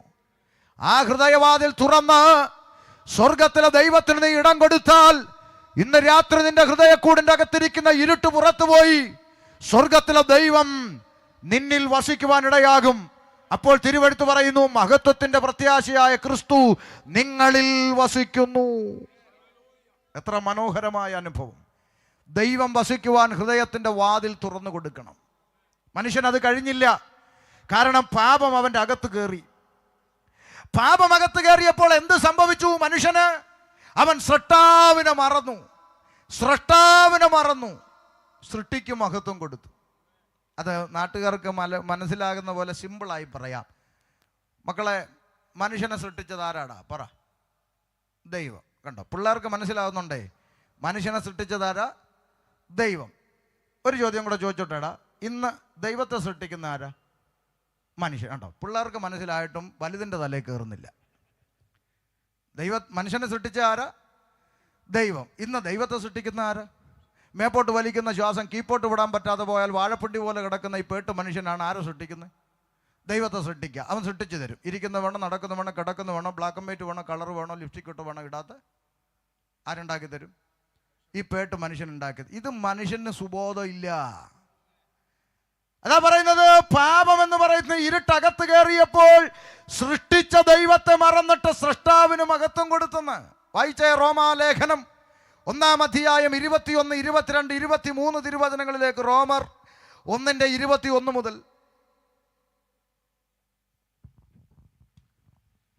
അവർ ദൈവത്തെ അറിഞ്ഞിട്ടും. കണ്ടോ, മനുഷ്യൻ ദൈവത്തെ അറിഞ്ഞിട്ടും അവനെ ഒരു ദൈവമുണ്ട്, ഒരു സൃഷ്ടാവുണ്ട് എന്ന് മനുഷ്യൻ അറിയാമായിരുന്നിട്ടും അവനെ ദൈവമെന്ന് ഓർത്ത് മഹത്വീകരിക്കുകയോ മഹത്വം കൊടുക്കുകയോ നന്ദി കാണിക്കുകയോ ചെയ്യാതെ തങ്ങളുടെ നിരൂപണങ്ങളിൽ വ്യർത്ഥരായി തീർന്നു. അവരുടെ വിവേകമില്ലാത്ത ഹൃദയം ഇരുണ്ടുപോയി. മനുഷ്യന്റെ ഹൃദയത്തിന്റെ അകത്ത് ഇരുട്ട് പ്രവേശിച്ചു. അപ്പോൾ എന്ത് സംഭവിച്ചു? വായിച്ചേ. ജ്ഞാനികൾ എന്ന് പറഞ്ഞുകൊണ്ട് അവർ മൂഢന്മാരായി പോയി. കണ്ടോ, പാപം അകത്ത് പ്രവേശിച്ചപ്പോൾ തലച്ചോറ് പറഞ്ഞു, എനിക്കെല്ലാം അറിയാം, എന്നെ ആരും പഠിപ്പിക്കണ്ടെന്ന്. പക്ഷെ സത്യത്തിൽ ഒന്നും അറിയത്തില്ല, മൂഢരായിപ്പോയി. ശരിയല്ലേ? ഞാൻ പണ്ട് തിരുവനന്തപുരത്ത് പാലോട്, ഞാൻ ജനിച്ചത് ക്രിസ്ത്യാനിയാണെന്നും പറഞ്ഞൊരു അച്ചായൻ അവിടെ കിടന്ന് ബഹളം വെച്ചു. അപ്പം ഞാൻ ചോദിച്ചു, അച്ഛാ എന്നാ പിന്നെ യേശുവിൻ്റെ പേരെന്താണെന്നൊന്ന് പറയാൻ. പോയില്ലേ? യേശുവിൻ്റെ പേരെന്താന്ന് ചോദിച്ചാൽ പുള്ളി പറയാ, യേശുവിൻ്റെ പേര് യേശു, ഇപ്പം വേറെ എന്തൊരു പേരിരിക്കണം യേശുവിനെന്ന്. തീർന്നില്ലേ? യേശുവിൻ്റെ പേര് യേശു, ഇപ്പം വേറെ എന്തൊരു പേരിരിക്കണം യേശുവിനെന്ന്. ജനിച്ചത് ക്രിസ്ത്യാനി. ദൈവം നമ്മോടുകൂടെ എന്ന അർത്ഥമുള്ള ഇമ്മാനുവേൽ എന്ന പേർ വിളിക്കപ്പെടുമെന്ന് തിരുവഴുത്തിലുണ്ട്. പക്ഷെ അച്ചായം കണ്ടിട്ടില്ല. കാര്യം എന്താ?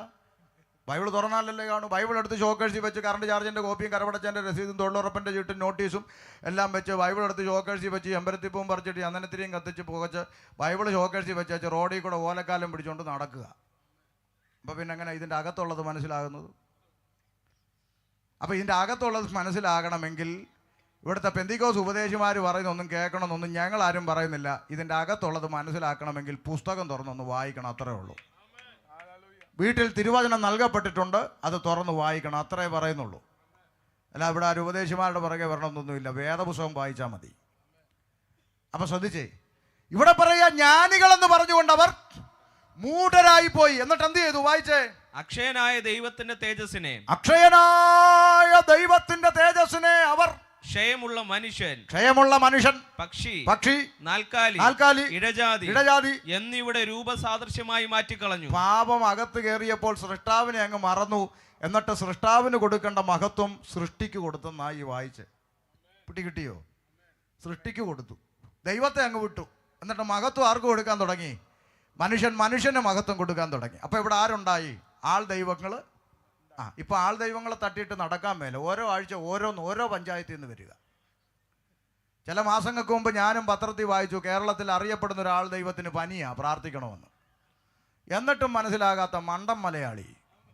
ശ്രദ്ധിച്ചേ, മനുഷ്യന് മഹത്വം കൊടുത്തു, ആൾ ദൈവങ്ങളുണ്ടായി. അടുത്ത എന്തുവാ വായിച്ചേ? മനുഷ്യൻ. പിന്നെന്തുവാ വായിച്ചേ? പക്ഷി, പിന്നെ നാൽക്കാലി, പിന്നെ ഇടജാതി എന്നിവിടെ രൂപസാദൃശ്യമായി മാറ്റിക്കളഞ്ഞു. ദൈവത്തിന് കൊടുക്കേണ്ട മഹത്വം മനുഷ്യന് കൊടുത്തു, പക്ഷിക്ക് കൊടുത്തു, നാൽക്കാലിക്ക് കൊടുത്തു, ഇടജാതിക്ക് കൊടുത്തു. ഇവിടെ പാരമ്പര്യം പറയുന്ന ക്രിസ്ത്യാനി ഈ 4 കൂടെ പിടിച്ച് ഒരു കണ്ണാടി കൂട്ടിലാക്കി ജംഗ്ഷനിൽ വെച്ച് മഹത്വം കൊടുത്തുകൊണ്ടിരിക്കുന്നു. മനസ്സിലായോ? നാൽക്കാലി മേലെ, മനുഷ്യൻ കീഴെ, ഇടജാതി, പിന്നെ ഇടജാതിക്ക് 2 ചിറവും കൂടെ. അപ്പം പൂർത്തിയായി. എന്നിട്ടും പറയുക ജനിച്ചത്. ഒന്ന് ശ്രദ്ധിച്ചേ, പാപം അകത്ത് കയറിയപ്പോൾ സൃഷ്ടാവിനെ അങ്ങ് മറക്കുക, ദൈവത്തിന് കൊടുക്കേണ്ട മഹത്വം പങ്കുവെക്കുക. വേദപുസ്തകം പറയുന്നു, ഞാൻ യഹോവയായ ദൈവമാകുന്നു, എൻ്റെ സ്തുതി, എൻ്റെ മഹത്വം ഞാൻ മറ്റൊരുത്തനും വിട്ടുകൊടുക്കുകയില്ല. ദൈവത്തിന് കൊടുക്കേണ്ട മഹത്വം പങ്കുവയ്ക്കപ്പെടാൻ പാടില്ല. എന്നാൽ പാപം ഇരുട്ട് അകത്ത് കയറി മനുഷ്യന്റെ ഹൃദയം ഇരുണ്ടു പോയപ്പോൾ അവൻ സൃഷ്ടാവിനെ മറന്ന് സൃഷ്ടിക്ക് മഹത്വം കൊടുത്തു.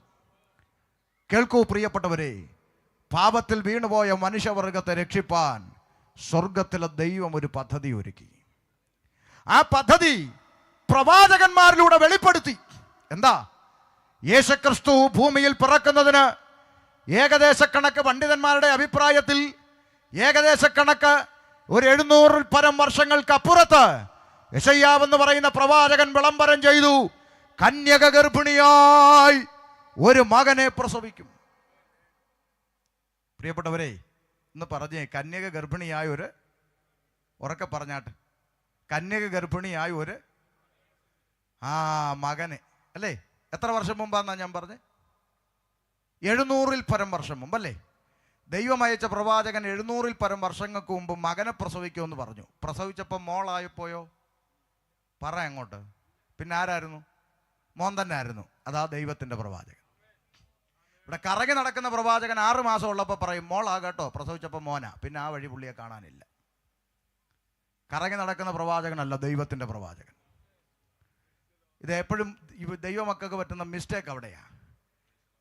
ദൈവത്തിൻ്റെ പ്രവാചകനെ തിരിച്ചറിയാൻ മേല, കറങ്ങി നടക്കുന്ന പ്രവാചകനെ പെട്ടെന്ന് തിരിച്ചറിയും.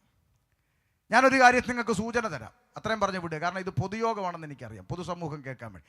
എന്തിനാ ഇത് പറയുന്നതെന്ന് ചിലർ ചോദിക്കും. പറയുന്നതിനും കാര്യമുണ്ട്. പൊതുസമൂഹം വിചാരിക്കുന്നത് ഈ മാജിക്കുകാരെല്ലാം പെന്തിക്കോസുകാരാണ്. അപ്പം ചിലടത്ത് നമ്മൾ പറയേണ്ടി വരിക ഞങ്ങൾക്ക് ഇതുമായിട്ട് ബന്ധമൊന്നും. കാര്യം ഞാൻ ഈ കഴിഞ്ഞ 1.5 മാസം മുമ്പ് ഒരു കോളനിയിൽ പരസ്യോഗത്തിന് പോയി. പരസ്യോഗത്തിന് പോയപ്പോൾ പിന്നെ പരസ്യോഗത്തിന് നടന്ന ആ കോളനിയിൽ ഒരു വീട്ടുകാർ സ്വീകരിച്ചു. അവർ പറഞ്ഞു, ഉപദേശിമാരെ ഞങ്ങളുടെ വീട്ടിൽ വന്ന് ഒരു വെള്ളം കുടിച്ച് പ്രാർത്ഥിച്ചിട്ട് പോകും, ഞങ്ങൾ കട്ടനിട്ട് തരാം. അപ്പം നമ്മൾ അങ്ങോട്ട് ചെന്ന് ആ സഹോദരി സ്നേഹത്തോടെ വിളിച്ച് ഞങ്ങൾ അകത്തോട്ട് കയറി. അപ്പം ചെറിയ വീടാണ്, അങ്ങോട്ടിരുന്നു. കെട്ടിയവൻ അവിടെ കിടന്ന് ഉറക്കുക. സംസാരിക്കുന്ന കേട്ടോണ്ട് ഇങ്ങനെ ചാടി എഴുന്നേറ്റ്, ആരാടി എന്ന് ചോദിച്ചു. അല്ല, ഉപദേശിമാർ പരസ്യോഗത്തിനോട്ട് വന്ന് പെന്തിക്കോസുകാരോ ആന്ന് പറഞ്ഞു. ചാടി അങ്ങോട്ട് എഴുന്നേറ്റ്. പുള്ളി പറഞ്ഞു, നിങ്ങളെ ഒന്ന് കാണാനിരിക്കുമായിരുന്നു. എന്താണെന്ന് ചോദിച്ചു. ഒരു കാര്യം പറയാനുണ്ട് എന്നാണ്. എന്നിട്ട് പുള്ളി മൊബൈലെടുത്ത് അങ്ങോട്ട് കുത്തിയേച്ച് പുള്ളി അടുത്തോട്ട് കൊണ്ടുവരാൻ, നിങ്ങളല്ലേ കർത്താവിൻ്റെ സംഭാഷണം വാട്സാപ്പിൽ റെക്കോർഡ് ചെയ്തതെന്ന്. ഞാൻ കൈ കൂപ്പിക്കൊണ്ട് പറഞ്ഞു, എൻ്റെ പൊന്നച്ചായ, ഞങ്ങൾക്ക് ഈ ക്ഷുദ്രജീവികളുമായിട്ട് ഒരു ബന്ധവും പറയേണ്ടി വരുമല്ലേ? എന്തു ചെയ്യാൻ പറ്റും? കാരണം പൊതുസമൂഹം എണ്ണുന്നത് ഇവരെല്ലാം പെന്തിക്കോസാണ്. അതുകൊണ്ടാണ് ഈ ചിലത് പറയേണ്ടി വരുന്നത്. അതാദ്യം മനസ്സിലാക്കണം. മനസ്സിലായോ? അതുകൊണ്ട് ദൈവത്തിൻ്റെ പ്രവാചകൻ ആരാന്ന് തിരിച്ചറിയണം. ഇവിടെ ഈ ചെങ്ങന്നൂരിൽ ഒരു ക്ഷുദ്രജീവി ഇരിപ്പുണ്ട്. മുമ്പോട്ട് പോകുമ്പോൾ ഒരു മാവിൻ്റെ അവിടുന്ന് പോകുമ്പോൾ തേങ്ങയുടെ ഇപ്പുറത്ത് പോകുമ്പം മതിൽ, പൊളിഞ്ഞ മതിൽ, അതിൻ്റെ ഇപ്പുറത്ത് പോകുമ്പോൾ ഒരു വാർത്ത വീട്, അല്ലേ? എന്നിട്ട് അവസാനത്തെ ചോദ്യം എന്താണെന്നറിയാമോ? നിങ്ങൾ എത്ര പേരുണ്ട് അവിടെ? അത് മാത്രം അറിഞ്ഞുകൂടാ. പോകുന്ന വഴിയിലെ മാവ് അറിയാം, അതിൻ്റെ അപ്പുറത്തെ തേങ്ങ അറിയാം, പൊളിഞ്ഞ മതിലറിയാം, വാർത്ത വീടും അറിയാം. വീട്ടിൽ എത്ര പേരുണ്ടെന്ന് മാത്രം ആത്മാവിന്. അപ്പോൾ ചില ഈ മണ്ടന്മാരുണ്ടെന്ന് ഈ മാജിക്ക് വീഴുന്ന ഈ മണ്ടന്മാർ തർക്കിക്കാൻ വേണ്ടി വന്നിട്ട് ചോദിക്കുക, എന്നാലും പാസ്റ്ററേ കൃത്യമായിട്ട് മാവും തേങ്ങയും പറഞ്ഞില്ലേ? അതാ കാര്യം, അത് പറഞ്ഞല്ലോ. അങ്ങനെയുള്ളവരോടത്ത് ഞാൻ പറയാം, കാലം മാറിയത് നിങ്ങളൊന്ന് അറിയണം. അതിന് വേണ്ടി ഒരു വാക്ക് അങ്ങ് പറഞ്ഞു വിടുക. അതിലോട്ടൊന്നും പോകുന്നില്ല, നമ്മുടെ വിഷയത്തിലോട്ട് വിടുക. ഒരു വാക്ക് പറഞ്ഞു വിടുക. ഷമീർ കൊല്ലം, നിങ്ങൾ മീറ്റിംഗ് കഴിഞ്ഞിട്ട് ഗൂഗിൾ എടുക്കണം, ഗൂഗിൾ മാപ്പ്. മീറ്റിംഗ് കഴിഞ്ഞപ്പോൾ എടുത്തിട്ട് അതിൻ്റെ അകത്ത് ഷമീർ കൊല്ലം എന്നടിക്കണം. അപ്പോൾ എൻ്റെ പേരവിടെ വരും. അതിൻ്റെ അകത്തോട്ടൊന്ന് ടച്ച് ചെയ്യണം. അപ്പോൾ ഇങ്ങനെ ഒരു കോളത്തിലൊരു ഫോട്ടോ വരും. ആ ഫോട്ടോയിൽ നിങ്ങൾ ടച്ച് ചെയ്താൽ നിങ്ങൾക്ക് ആദ്യം എൻ്റെ വീട് കാണാം. എന്നിട്ട് ഒരു ആരോ മാർക്ക് ഇട്ടേക്കും. ആ ആരോ മാർക്കിൽ ഇങ്ങനെ ഞെക്കി പോയാൽ എൻ്റെ വീട്ടിൽ നിന്ന് ഏകദേശം 1 കിലോമീറ്റർ വരെയുള്ള റോഡ് കാണാം, ഇലക്ട്രിക് പോസ്റ്റ് കാണാം, അപ്പുറത്ത് നിൽക്കുന്ന മരം കാണാം, ഇപ്പുറത്ത് നിൽക്കുന്ന തേങ്ങ കാണാം, എല്ലാം കാണാം. കാലം മാറി. ഇതെല്ലാം കണ്ടുപിടിക്കാനുള്ള സംവിധാനം പിള്ളേരുടെ പോക്കറ്റിൽ ഇരിക്കുന്ന കാലമായി. അതുകൊണ്ട് മാങ്ങയില്ലേ തേങ്ങയില്ലേ എന്ന് ചോദിക്കുമ്പോൾ മാങ്ങയുടെ തേങ്ങ ഉണ്ടെന്ന് മോങ്ങാൻ പോയി നിൽക്കരുത്. ഇത്രയും പറഞ്ഞങ്ങ് വിടുക. അപ്പോൾ ദൈവത്തിൻ്റെ പ്രവാചകനുണ്ട്. ദൈവത്തിൻ്റെ പ്രവാചകൻ ഇല്ലെന്നൊന്നും ആരും പറഞ്ഞില്ല കേട്ടോ. ഒരു കാര്യം അതും കൂടെ ചേർത്ത് വേണേ പറയാം. ദൈവം അയച്ച പ്രവാചകൻ്റെ ഉദ്ദേശം നിങ്ങളെ ലോകത്തോട് അടുപ്പിക്കുകയല്ല, നിങ്ങളെ ദൈവത്തോട് അടുപ്പിക്കുന്നതാണ് ദൈവം അയച്ച പ്രവാചകൻ. കൃത്യമായി യോഹന്നാൻ്റെ ലേഖനത്തിൽ എഴുതിയിട്ടുണ്ട്, ലൗകികന്മാരാകയാൽ അവർ ലോകത്തിലുള്ളത് പ്രവചിക്കുന്നു, ഞങ്ങൾ ദൈവത്തിൽ നിന്നുള്ളവരാകയാൽ ദൈവത്തിലുള്ളത് സംസാരിക്കുന്നു. ഈ ലോകത്തിൽ അത് കിട്ടും ഇത് കിട്ടില്ല അത് കിട്ടുമെന്ന് പറയുന്നതൊന്നും ദൈവത്തിൻ്റെ ആത്മാവല്ല. ഇനി ഉറപ്പിച്ച് വേണം ഒന്നുകൂടെ പറയാം, ഈ ചെങ്ങന്നൂർ പട്ടണത്തിൽ ദൈവമില്ലെന്ന് പറയുന്ന നിരീശ്വരവാദികളായ ആളുകളില്ലേ?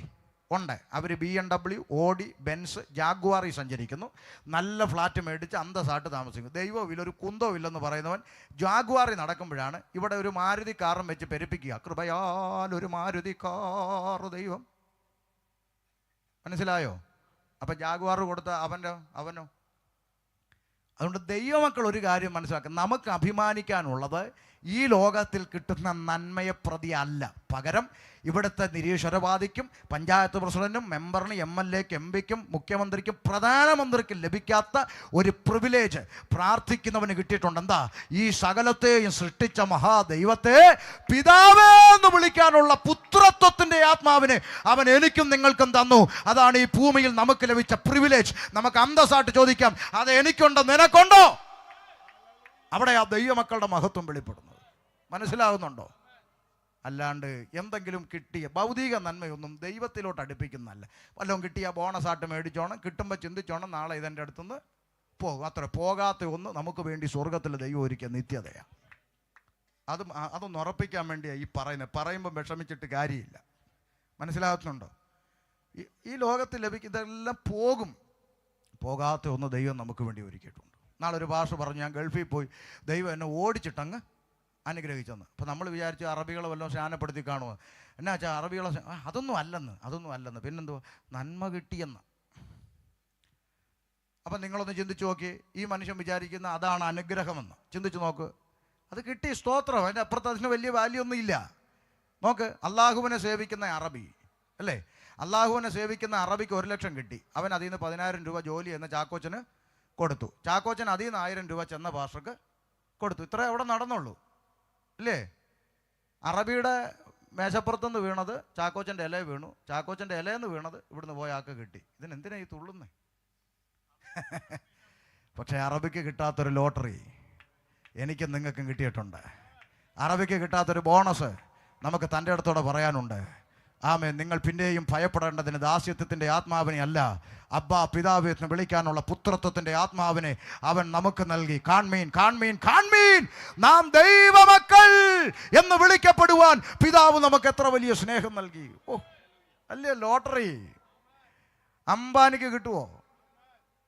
കോടികൾ ചെലവാക്കിയാൽ കിട്ടുമോ? ദൈവത്തിൻ്റെ കൃപയാൽ ലഭിക്കുന്നത്.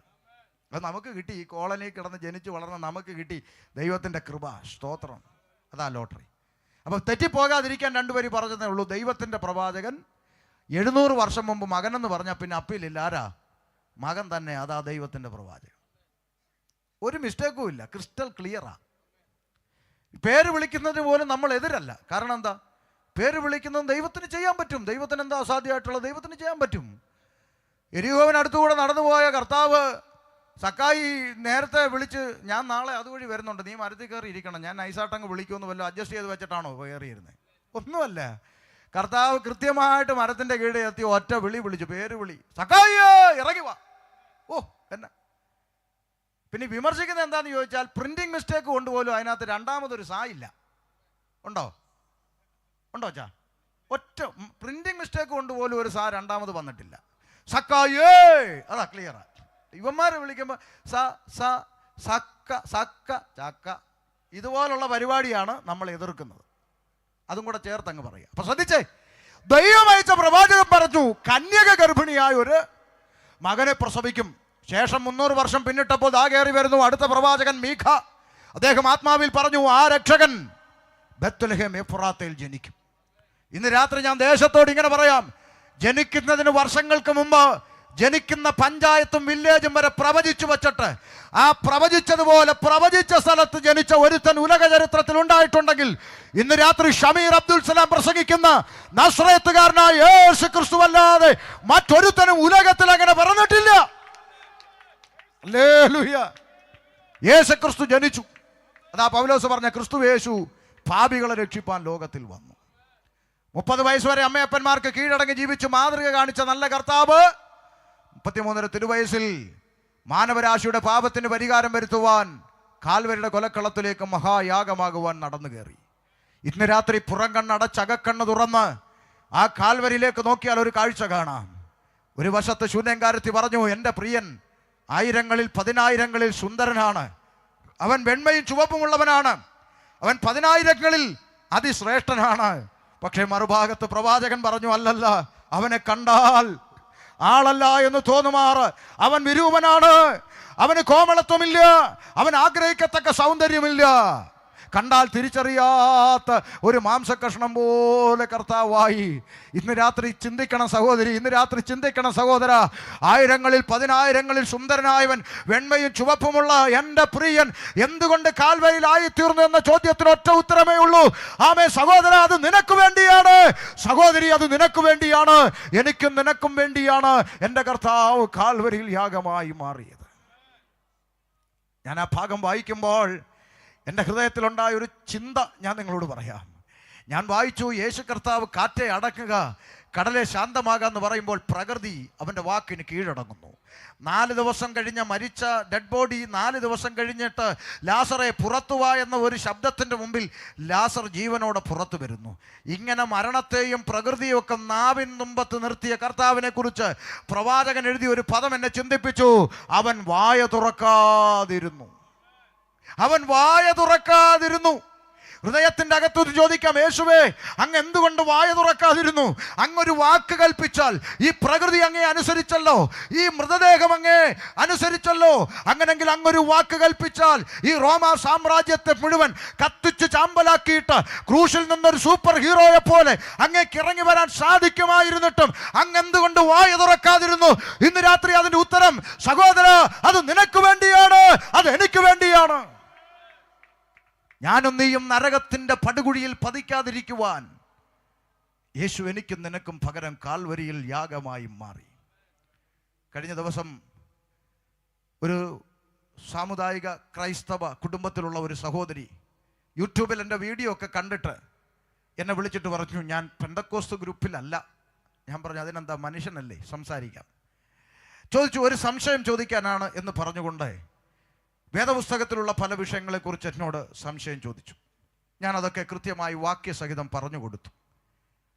ഞാൻ പറഞ്ഞു, സഹോദരി, ഞാനൊരൊറ്റ ചോദ്യം ചോദിച്ചിടാം, എപ്പോഴെങ്കിലും ആലോചിച്ചിട്ട് പിന്നീട് ഉത്തരം പറഞ്ഞാൽ മതി. എന്താ ഭാഷ എന്ന് ചോദിച്ചു. ഞാൻ പറഞ്ഞു, നമ്മുടെ നാട്ടിൽ ഇന്ന് കാണുന്ന ഏതെങ്കിലും ഒരു പൂജകൾക്ക്, ഏതെങ്കിലും ഒരു വഴിപാടുകൾക്ക്, ഏതെങ്കിലും ഒരു യാഗത്തിന്, ഏതെങ്കിലും ഒരു കുർബാനയ്ക്ക്, അല്ലെങ്കിൽ ഏതെങ്കിലും കുമ്പസാരത്തിന്, അങ്ങനെ നാട്ടിൽ നമ്മൾ ഇന്ന് കാണുന്ന ഏതെങ്കിലും ഒരു ശുശ്രൂഷയ്ക്ക് മനുഷ്യനെ അവൻ്റെ അകത്തു കയറിയ പാപത്തിൽ നിന്ന് പാപമോചനം കിട്ടുവാൻ, ലഭിക്കുവാൻ കഴിയുമായിരുന്നു എങ്കിൽ യേശു ഭൂമിയിലേക്ക് വന്നത് എന്തിനാണെന്ന് എനിക്ക് എപ്പോഴെങ്കിലും ഒന്ന് പറഞ്ഞു തരണം. Praise the Lord. മനുഷ്യൻ്റെ ഏതെങ്കിലും പ്രവൃത്തി കൊണ്ട്, ഇന്ന് നാം കാണുന്ന ഏതെങ്കിലും ആചാര അനുഷ്ഠാനങ്ങൾ കൊണ്ട്, യാഗങ്ങൾ കൊണ്ട്, പൂജകൾ കൊണ്ട് മനുഷ്യന് പാപമോചനം ലഭിക്കുമെങ്കിൽ സ്വർഗത്തിൽ സകല മഹത്വത്തോടും കൂടെ ഇരുന്ന കർത്താവ് ഭൂമിയിലോട്ട് ഇറങ്ങി വന്ന് ഈ ഇടിയേറ്റ് ചാകേണ്ട കാര്യം എന്താ? സ്വർഗത്തിലിരുന്നപ്പോൾ എന്നാൽ പിന്നെ ബോറടിച്ചു, എന്നാൽ പിന്നെ ഭൂമിയിൽ പോയെന്ന് ചാത്തേക്കാന്ന് വിചാരിച്ചു, അങ്ങനെ വന്നതാണോ? അല്ലല്ലോ. പിന്നെ എന്തിന് യേശു ലോകത്തിലേക്ക് വന്നു? ആ ഒറ്റ ചോദ്യം അവരുടെ കണ്ണു തുറപ്പിച്ചു. ഞാൻ പറയാം, നിങ്ങളും ചിന്തിക്കണം. മനുഷ്യൻ്റെ പ്രവൃത്തികൾക്കൊന്നും അവൻ്റെ പാപത്തിൽ നിന്ന് പരിഹാരം വരുത്തുവാൻ പര്യാപ്തമല്ലാതിരുന്നത് കൊണ്ടാണ് ഇതാ ഞാൻ വരുന്നു, ഇതാ ഞാൻ വരുന്നു, പുസ്തക ചുരുളുകളിൽ എന്നെക്കുറിച്ച് പ്രവചിച്ചിരിക്കുന്നു, മനുഷ്യരെ അവരുടെ പാപങ്ങളിൽ നിന്ന് രക്ഷിപ്പാൻ മനുഷ്യപുത്രന് അധികാരമുണ്ട്. യേശുക്രിസ്തു ലോകത്തിലേക്ക് ഇറങ്ങി വന്നു. നോക്ക്, അരിമത്യക്കാരനായ യോസെഫിൻ്റെ കല്ലറയ്ക്കൽ യേശുക്രിസ്തുവിൻ്റെ ഭൗതിക ശരീരം അടക്കം ചെയ്യപ്പെട്ടു. ഇന്ന് രാത്രി ഞാൻ ഇങ്ങനെ പറയാം, 3 ആണി കൊണ്ട്, അരിമത്യക്കാരനായ യോസെഫിൻ്റെ കല്ലറ കൊണ്ട് യേശുക്രിസ്തു എന്ന വ്യക്തിത്വം അവസാനിച്ചിരുന്നെങ്കിൽ 3 ആണി കൊണ്ട് അവസാനിച്ച ഒരു യേശുവിനെ പ്രസംഗിക്കാൻ ഷമീർ വരത്തില്ല. 3 ആണി കൊണ്ട് അവസാനിച്ച ഒരു യേശുവിന് വേണ്ടി പാടാൻ സയോൺ സിംഗേഴ്സ് എന്നൊരു ഗ്രൂപ്പ് ഇവിടെ ഉണ്ടാകത്തേയില്ല. 3 ആണി കൊണ്ട് അവസാനിച്ച ഒരു യേശുവിന് വേണ്ടി ഇവിടെ ഒരു കൺവെൻഷൻ പന്തൽ രൂപപ്പെടത്തില്ല. പിന്നെ എന്തുകൊണ്ട് പാടുന്നു, എന്തുകൊണ്ട് പ്രസംഗിക്കുന്നു ചോദിച്ചാൽ, ഞങ്ങൾ പാടുന്നതും പ്രസംഗിക്കുന്നതും കുമ്പനാട്ടും എടത്വായിലും പരിമലയിലും കുരിശുമലയിലും അടഞ്ഞു കിടക്കുന്ന ഒരു കല്ലറവാതിക്ക് നിന്നുകൊണ്ടല്ല, കണ്ണാടിക്കൂടിൻ്റെ മുമ്പിലല്ല. ഉലക മഹാന്മാർ അഖിലരും ഒരുപോൽ കല്ലറക്കകത്തൊടുങ്ങി ഒതുങ്ങിപ്പോയപ്പോൾ ഇന്ന് രാത്രി ഞാൻ പ്രസംഗിക്കുന്ന യേശുക്രിസ്തു പാതാളത്തെ ജയിച്ചു, മരണത്തെ ജയിച്ചു, ലോകത്തെ ജയിച്ചു, പിശാചിനെ ജയിച്ചു. യേശുക്രിസ്തു ഉയർത്തെഴുന്നേറ്റു. ഹല്ലേലൂയ. ഇന്ന് രാത്രി അത് വിശ്വസിക്കുന്നവർ ഇതിൻ്റെ അകത്തുണ്ടെങ്കിൽ കരമുയർത്ത് ദൈവത്തിന് മഹത്വം കൊടുക്കാം. എനിക്കെന്ത് സന്തോഷം. ഇന്ന് രാത്രി ഈ 8:50 യേശുക്രിസ്തു ജീവിക്കുന്നെന്ന് ഇവരെല്ലാം വിശ്വസിക്കുന്നു. സന്തോഷമല്ലേ? പിന്നെ കാരണം ഞങ്ങളുടെ നാട്ടിൽ പല ക്രിസ്ത്യാനികളുടെയും വീട്ടിൽ യേശു ചത്തുകുത്തി ഭിത്തിയെ കയറി. ഇവർ വിശ്വസിക്കുന്നു ജീവിക്കുന്നു. ജീവിക്കുന്നവനെ ഭിത്തിയിലാക്കാൻ സമ്മതിക്കുമോ? നിങ്ങളെല്ലാം ജീവനോട്ടിരിക്കുക. വീട്ടിൽ ചെല്ലുമ്പോൾ മക്കൾ നിങ്ങളുടെ ഫോട്ടോ എടുത്ത് മാലയിട്ട് വെച്ച് ആണി അടിച്ച് വെച്ച് തിരിയും കത്തിച്ചിട്ട് സമ്മതിക്കുമോ? അത്രയും ചിന്തിച്ചാൽ മതി. ജീവിക്കുന്നെന്ന് പറയുകയും മരിച്ചവനെ പോലെ ആക്കിയിരുത്തുകയും ചെയ്യുക. സ്തോത്രം. ഇന്ന് രാത്രി കണ്ണു തുറക്കണം. മരിച്ചടക്കപ്പെട്ട് ഉയർത്തെഴുന്നേറ്റ് എനിക്കും നിനക്കും വേണ്ടി സ്വർഗത്തിൽ ദൈവത്തിൻ്റെ വലത്തുഭാഗത്ത് മധ്യസ്ഥനായി നിലകൊള്ളുന്ന ക്രിസ്തു, കല്ലേറുകൊണ്ട് മരണത്തിലേക്ക് പോകാൻ ഒരുങ്ങിയ സ്തേഫാനോസ് ആത്മനിറവിൽ ഉയരത്തിലേക്ക് നോക്കിയപ്പോൾ സ്വർഗം തുറന്നിരിക്കുന്നതും ദൈവത്തിൻ്റെ മഹത്വവും വലത്തുഭാഗത്തെ ഭിത്തിയിൽ യേശുക്രിസ്തുവിൻ്റെ ഫോട്ടോയും കണ്ടെന്നല്ലടോ ക്രിസ്ത്യാനി. സ്വർഗം തുറന്നിരിക്കുന്നതും ദൈവത്തിൻ്റെ മഹത്വവും വലത്തുഭാഗത്ത് മനുഷ്യപുത്രന് സദൃശനായവൻ ജീവനോടെ നിൽക്കുന്നതും കണ്ടു എന്നെഴുതിയിരിക്കുമ്പോൾ ജീവനുള്ളവനെ മരിച്ചവനെ പോലെ ആക്കി വച്ചിരിക്കുന്നവനെ നിനക്കയ്യോ കഷ്ടം. മനസ്സിലായോ? യേശുക്രിസ്തു ജീവിക്കുന്നു. പാസ്റ്ററെ, ഞങ്ങൾക്കത് അറിയാം. പിന്നെ കണ്ണിന് കാണാൻ വേണ്ടി ജസ്റ്റ് ചുമ്മാ ഒന്ന് എന്തെങ്കിലും ഒന്ന് കാണണമല്ലോ നോർത്ത് അങ്ങ് വെച്ചേക്കുന്നെന്നാ പറയുന്നത്. വെച്ചോ, കുഴപ്പമൊന്നുമില്ല. വെച്ചോ, കുഴപ്പമൊന്നുമില്ല. കണ്ണിന് കാണണമെങ്കിൽ വെച്ചോ. പക്ഷേ ഇച്ചിരി മര്യാദ കാണിക്കണം. എന്താ? ഉയർത്തെഴുന്നേറ്റ കർത്താവിനെ കുറിച്ച് യോഹന്നാൻ അപ്പോസ്തലൻ എഴുതി വെച്ചിരിക്കുന്നതുകൊണ്ട് 7 പൊൻനിലവിളക്കുകളുടെ നടുവിൽ മാറത്ത് പൊൻകച്ച കെട്ടിയവനായി, വെള്ളോടിന് സദൃശമുള്ള കാലുള്ളവനായി, അഗ്നിജ്വാല പോലെ തീക്കട്ട പോലെ തിളങ്ങുന്ന കണ്ണുള്ളവനായി, രാജമുടി ധരിച്ചവനായി, പെരുവെള്ളത്തിൻ്റെ ഇരച്ചിൽ പോലെ ശബ്ദം പുറപ്പെടുവിക്കുന്നവനായി, സൂര്യനേക്കാളും വെല്ലുന്ന തേജസ്സുള്ളവനായ തേജോമയനായ ക്രിസ്തു. വരയ്ക്കാൻ തൻ്റെ ഉള്ളവനുണ്ടെങ്കിൽ വരപ്പിച്ചു പോയി. അല്ലാതെ പണ്ടത്തെ ഗോലി സോഡയുടെ കഴുത്ത് പോലെ കവിള് പൊട്ടി കണ്ണും കുഴിഞ്ഞിരിക്കുന്ന യേശുവിനെ വെച്ച് അപമാനിക്കരുത്. അത്രയേ ഉള്ളൂ. കവിള് പൊട്ടി കണ്ണും കുഴിഞ്ഞ് ബാബു ആനണിയെ പോലെ മുടിയും നീട്ടി വളർത്തി വല്ല കാര്യമുണ്ടോ? അതുകൊണ്ട് വെക്കണമെന്ന് നിർബന്ധമുണ്ടെങ്കിൽ കഴിവുള്ളവരെ കൊണ്ട് ഇതുപോലെ വരപ്പിക്കണം. അപ്പൊ യേശു ഉയർത്തെഴുന്നേറ്റു. തീർന്നില്ല. ഉയർത്തെഴുന്നേറ്റ കർത്താവ് സ്വർഗാരോഹണം ചെയ്യും മുമ്പ് തന്നെ അനുഗമിച്ച ശിഷ്യന്മാർക്ക് അന്ത്യകൽപ്പന കൊടുത്തു. എന്താ അന്ത്യകൽപ്പന? മർക്കോസിന്റെ സുവിശേഷം 16-ാം അധ്യായം 15-ാമത്തെ തിരുവചനത്തിലേക്ക് ശ്രദ്ധയെ കൊണ്ടുവരാം. വേഗത്തിൽ ഒരു ഭാഗവും കൂടെ വായിച്ച് നമുക്ക് നിർത്താം. വേഗത്തിലാകട്ടെ. 16:15.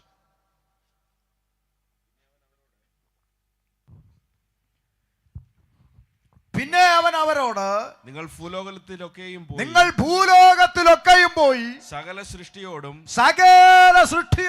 സുവിശേഷം പ്രസംഗിക്കണം. പ്രിയപ്പെട്ട ദേശവാസികളെ, യവമാർ എന്തിനാ ഇങ്ങനെ കിടന്ന് തൊണ്ട കീറുന്നത്? യവമാരെ കൊണ്ട് സഹിക്കാൻ മേലല്ലോ. ഇതെന്നാ ശബ്ദമാണെന്നൊക്കെ പറയുമ്പോൾ നിങ്ങൾ ഓർക്കണം, എൻ്റെ പ്രിയപ്പെട്ട ദേശവാസികളായ സഹോദരങ്ങൾ ഓർക്കണം, നിങ്ങളെ ബുദ്ധിമുട്ടിക്കാനോ നിങ്ങളെ ശല്യപ്പെടുത്താനോ ആരോടെങ്കിലുമുള്ള വാശി തീർക്കാനോ ദേഷ്യത്തിനൊന്നും ചെയ്യുന്നതല്ല ഇത്. പ്രാണനെ തന്ന കർത്താവിൻ്റെ കൽപ്പനയാണ്. സകല സൃഷ്ടിയോടും സുവിശേഷം പ്രസംഗിക്കണം. അതുകൊണ്ട് ഞങ്ങളിത് ചെയ്യുന്നതാ. 2-3 ദിവസം ഞങ്ങളെ സഹിക്കുന്നതിന് നന്ദി. ക്ഷമിക്കണം. വേറെ വാശിക്കൊന്നും ചെയ്യുന്നതല്ല കേട്ടോ. ആരെയും ദേഷ്യം പിടിപ്പിക്കാനൊന്നും ചെയ്യുന്നതല്ല. ഇത് സകല സൃഷ്ടിയോടും പ്രസംഗിക്കണമെന്നുള്ളത് പ്രാണനെ തന്ന കർത്താവിൻ്റെ കൽപ്പനയാണ്. അതുകൊണ്ടാണ് ഞങ്ങളിത് ചെയ്യുന്നത്. പിന്നെ ചില അണ്ണന്മാർ ഇത് ചെയ്യണ്ടെന്നൊക്കെ പറയും. അതൊക്കെ മനസ്സിലിരിക്കത്തെ. അതും കൂടെ ചേർത്ത് പറയാം. പിണറായി പറയുന്ന പോലെ വരട്ടലും ബലവേശലും ഒന്നും ഇങ്ങോട്ട് വേണ്ട. അപ്പൊ യേശു കർത്താവ് പറഞ്ഞു സകല സൃഷ്ടിയോടും സുവിശേഷം അറിയിക്കണം. ഇത് പറഞ്ഞിട്ട് കർത്താവ് സ്വർഗാരോഹണം ചെയ്യുന്ന രംഗം, ഒലിവുമലയിൽ നിന്ന് സ്വർഗാരോഹണം ചെയ്യുന്ന രംഗം വന്നു. ശിഷ്യഗണം തല ഉയർത്തി ഇങ്ങനെ നോക്കി നിൽക്കുമ്പോൾ സ്വർഗത്തിൽ നിന്ന് വെള്ളവസ്ത്രധാരിയായി ദൂതന്മാരിറങ്ങി വന്ന് ശിഷ്യന്മാരോടൊരു പ്രവചനം നടത്തി. ആ പ്രവചനം ഒന്ന് വായിക്കാം. അപ്പോസ്തല പ്രവൃത്തി 1:11 വായിച്ചുകൂടെ ഉറക്കെ? 1:11. 1:11.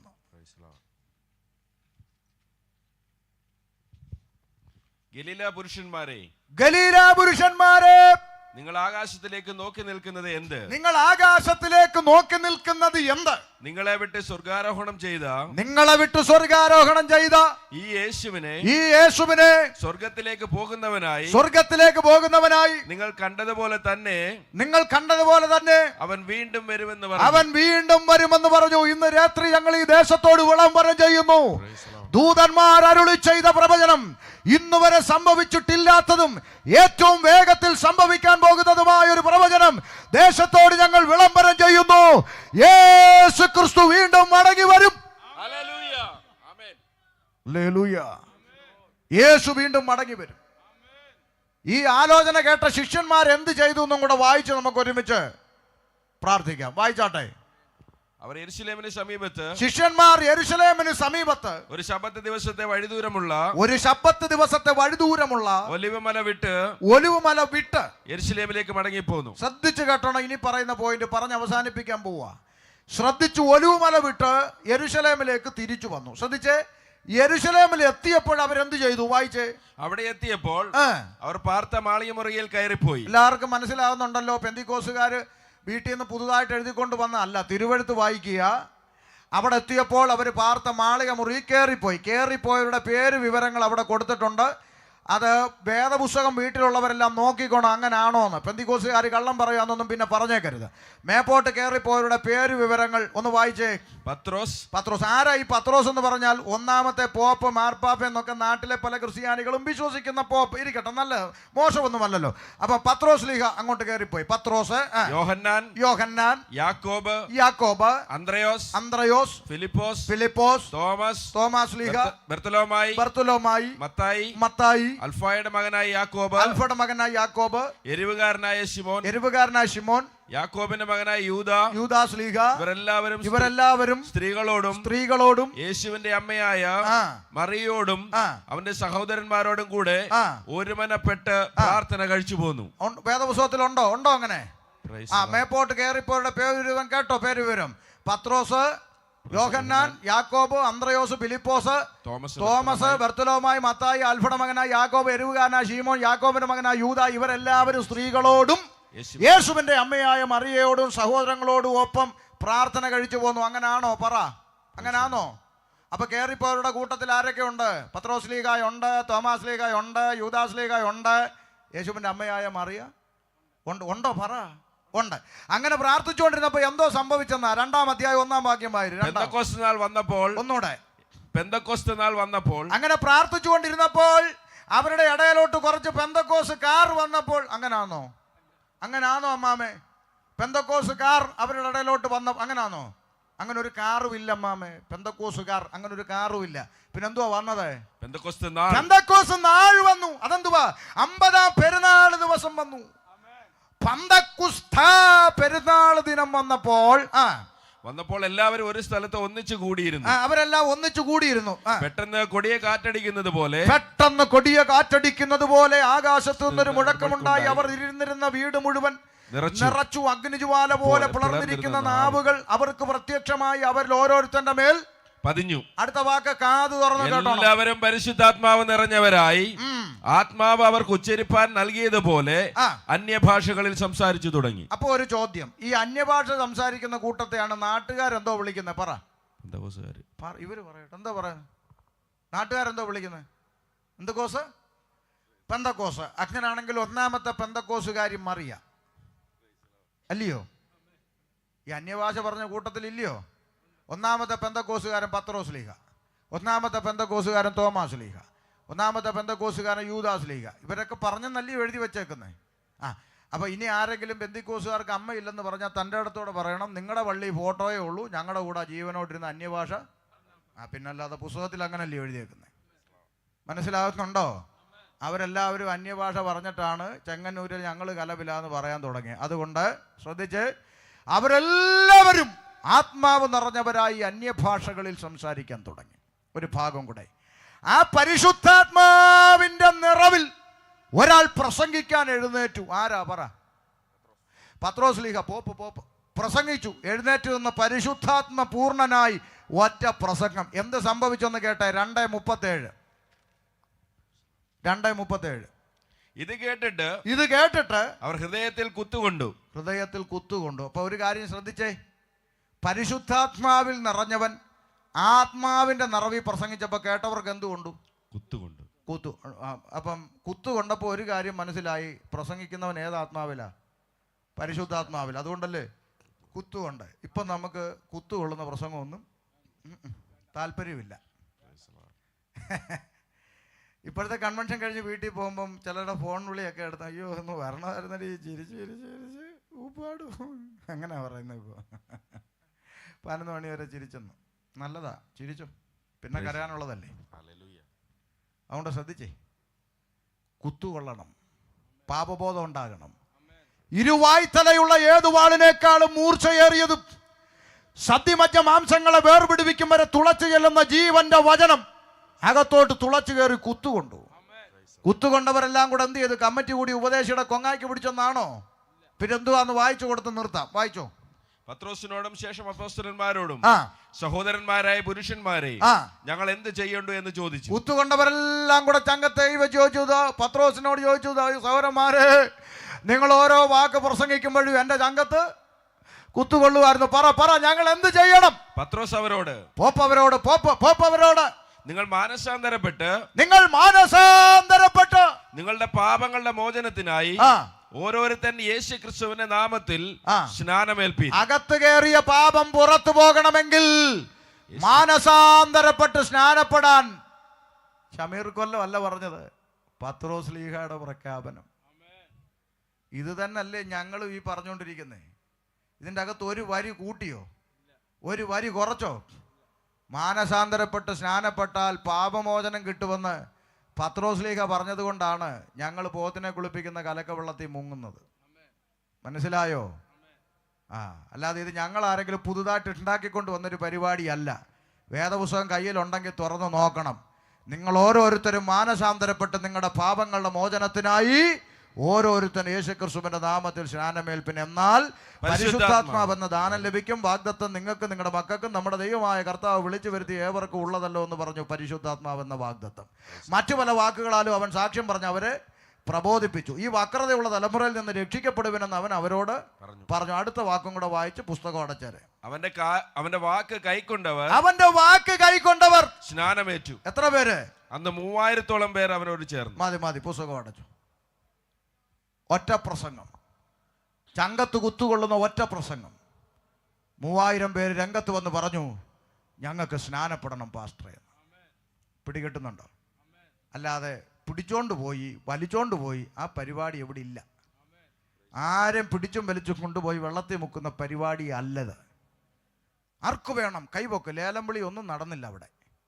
കുത്തുകൊള്ളുന്ന പ്രസംഗം അങ്ങോട്ട് ചെന്നപ്പോൾ പരിശുദ്ധാത്മാവ് ഹൃദയങ്ങളിൽ പരിവർത്തിച്ചവർ രംഗത്ത് വന്ന് പറയുന്നു, ഞങ്ങൾക്ക് സ്നാനപ്പെടണം. അങ്ങനെ വളർന്നതാണ് ദൈവസഭ. മനസ്സിലാകുന്നുണ്ടോ? ആരെയും പിടിച്ചും വലിച്ചും നിർബന്ധിച്ചും കൊണ്ടുവരുന്ന പരിപാടിയും മാർഗവും അല്ലത്.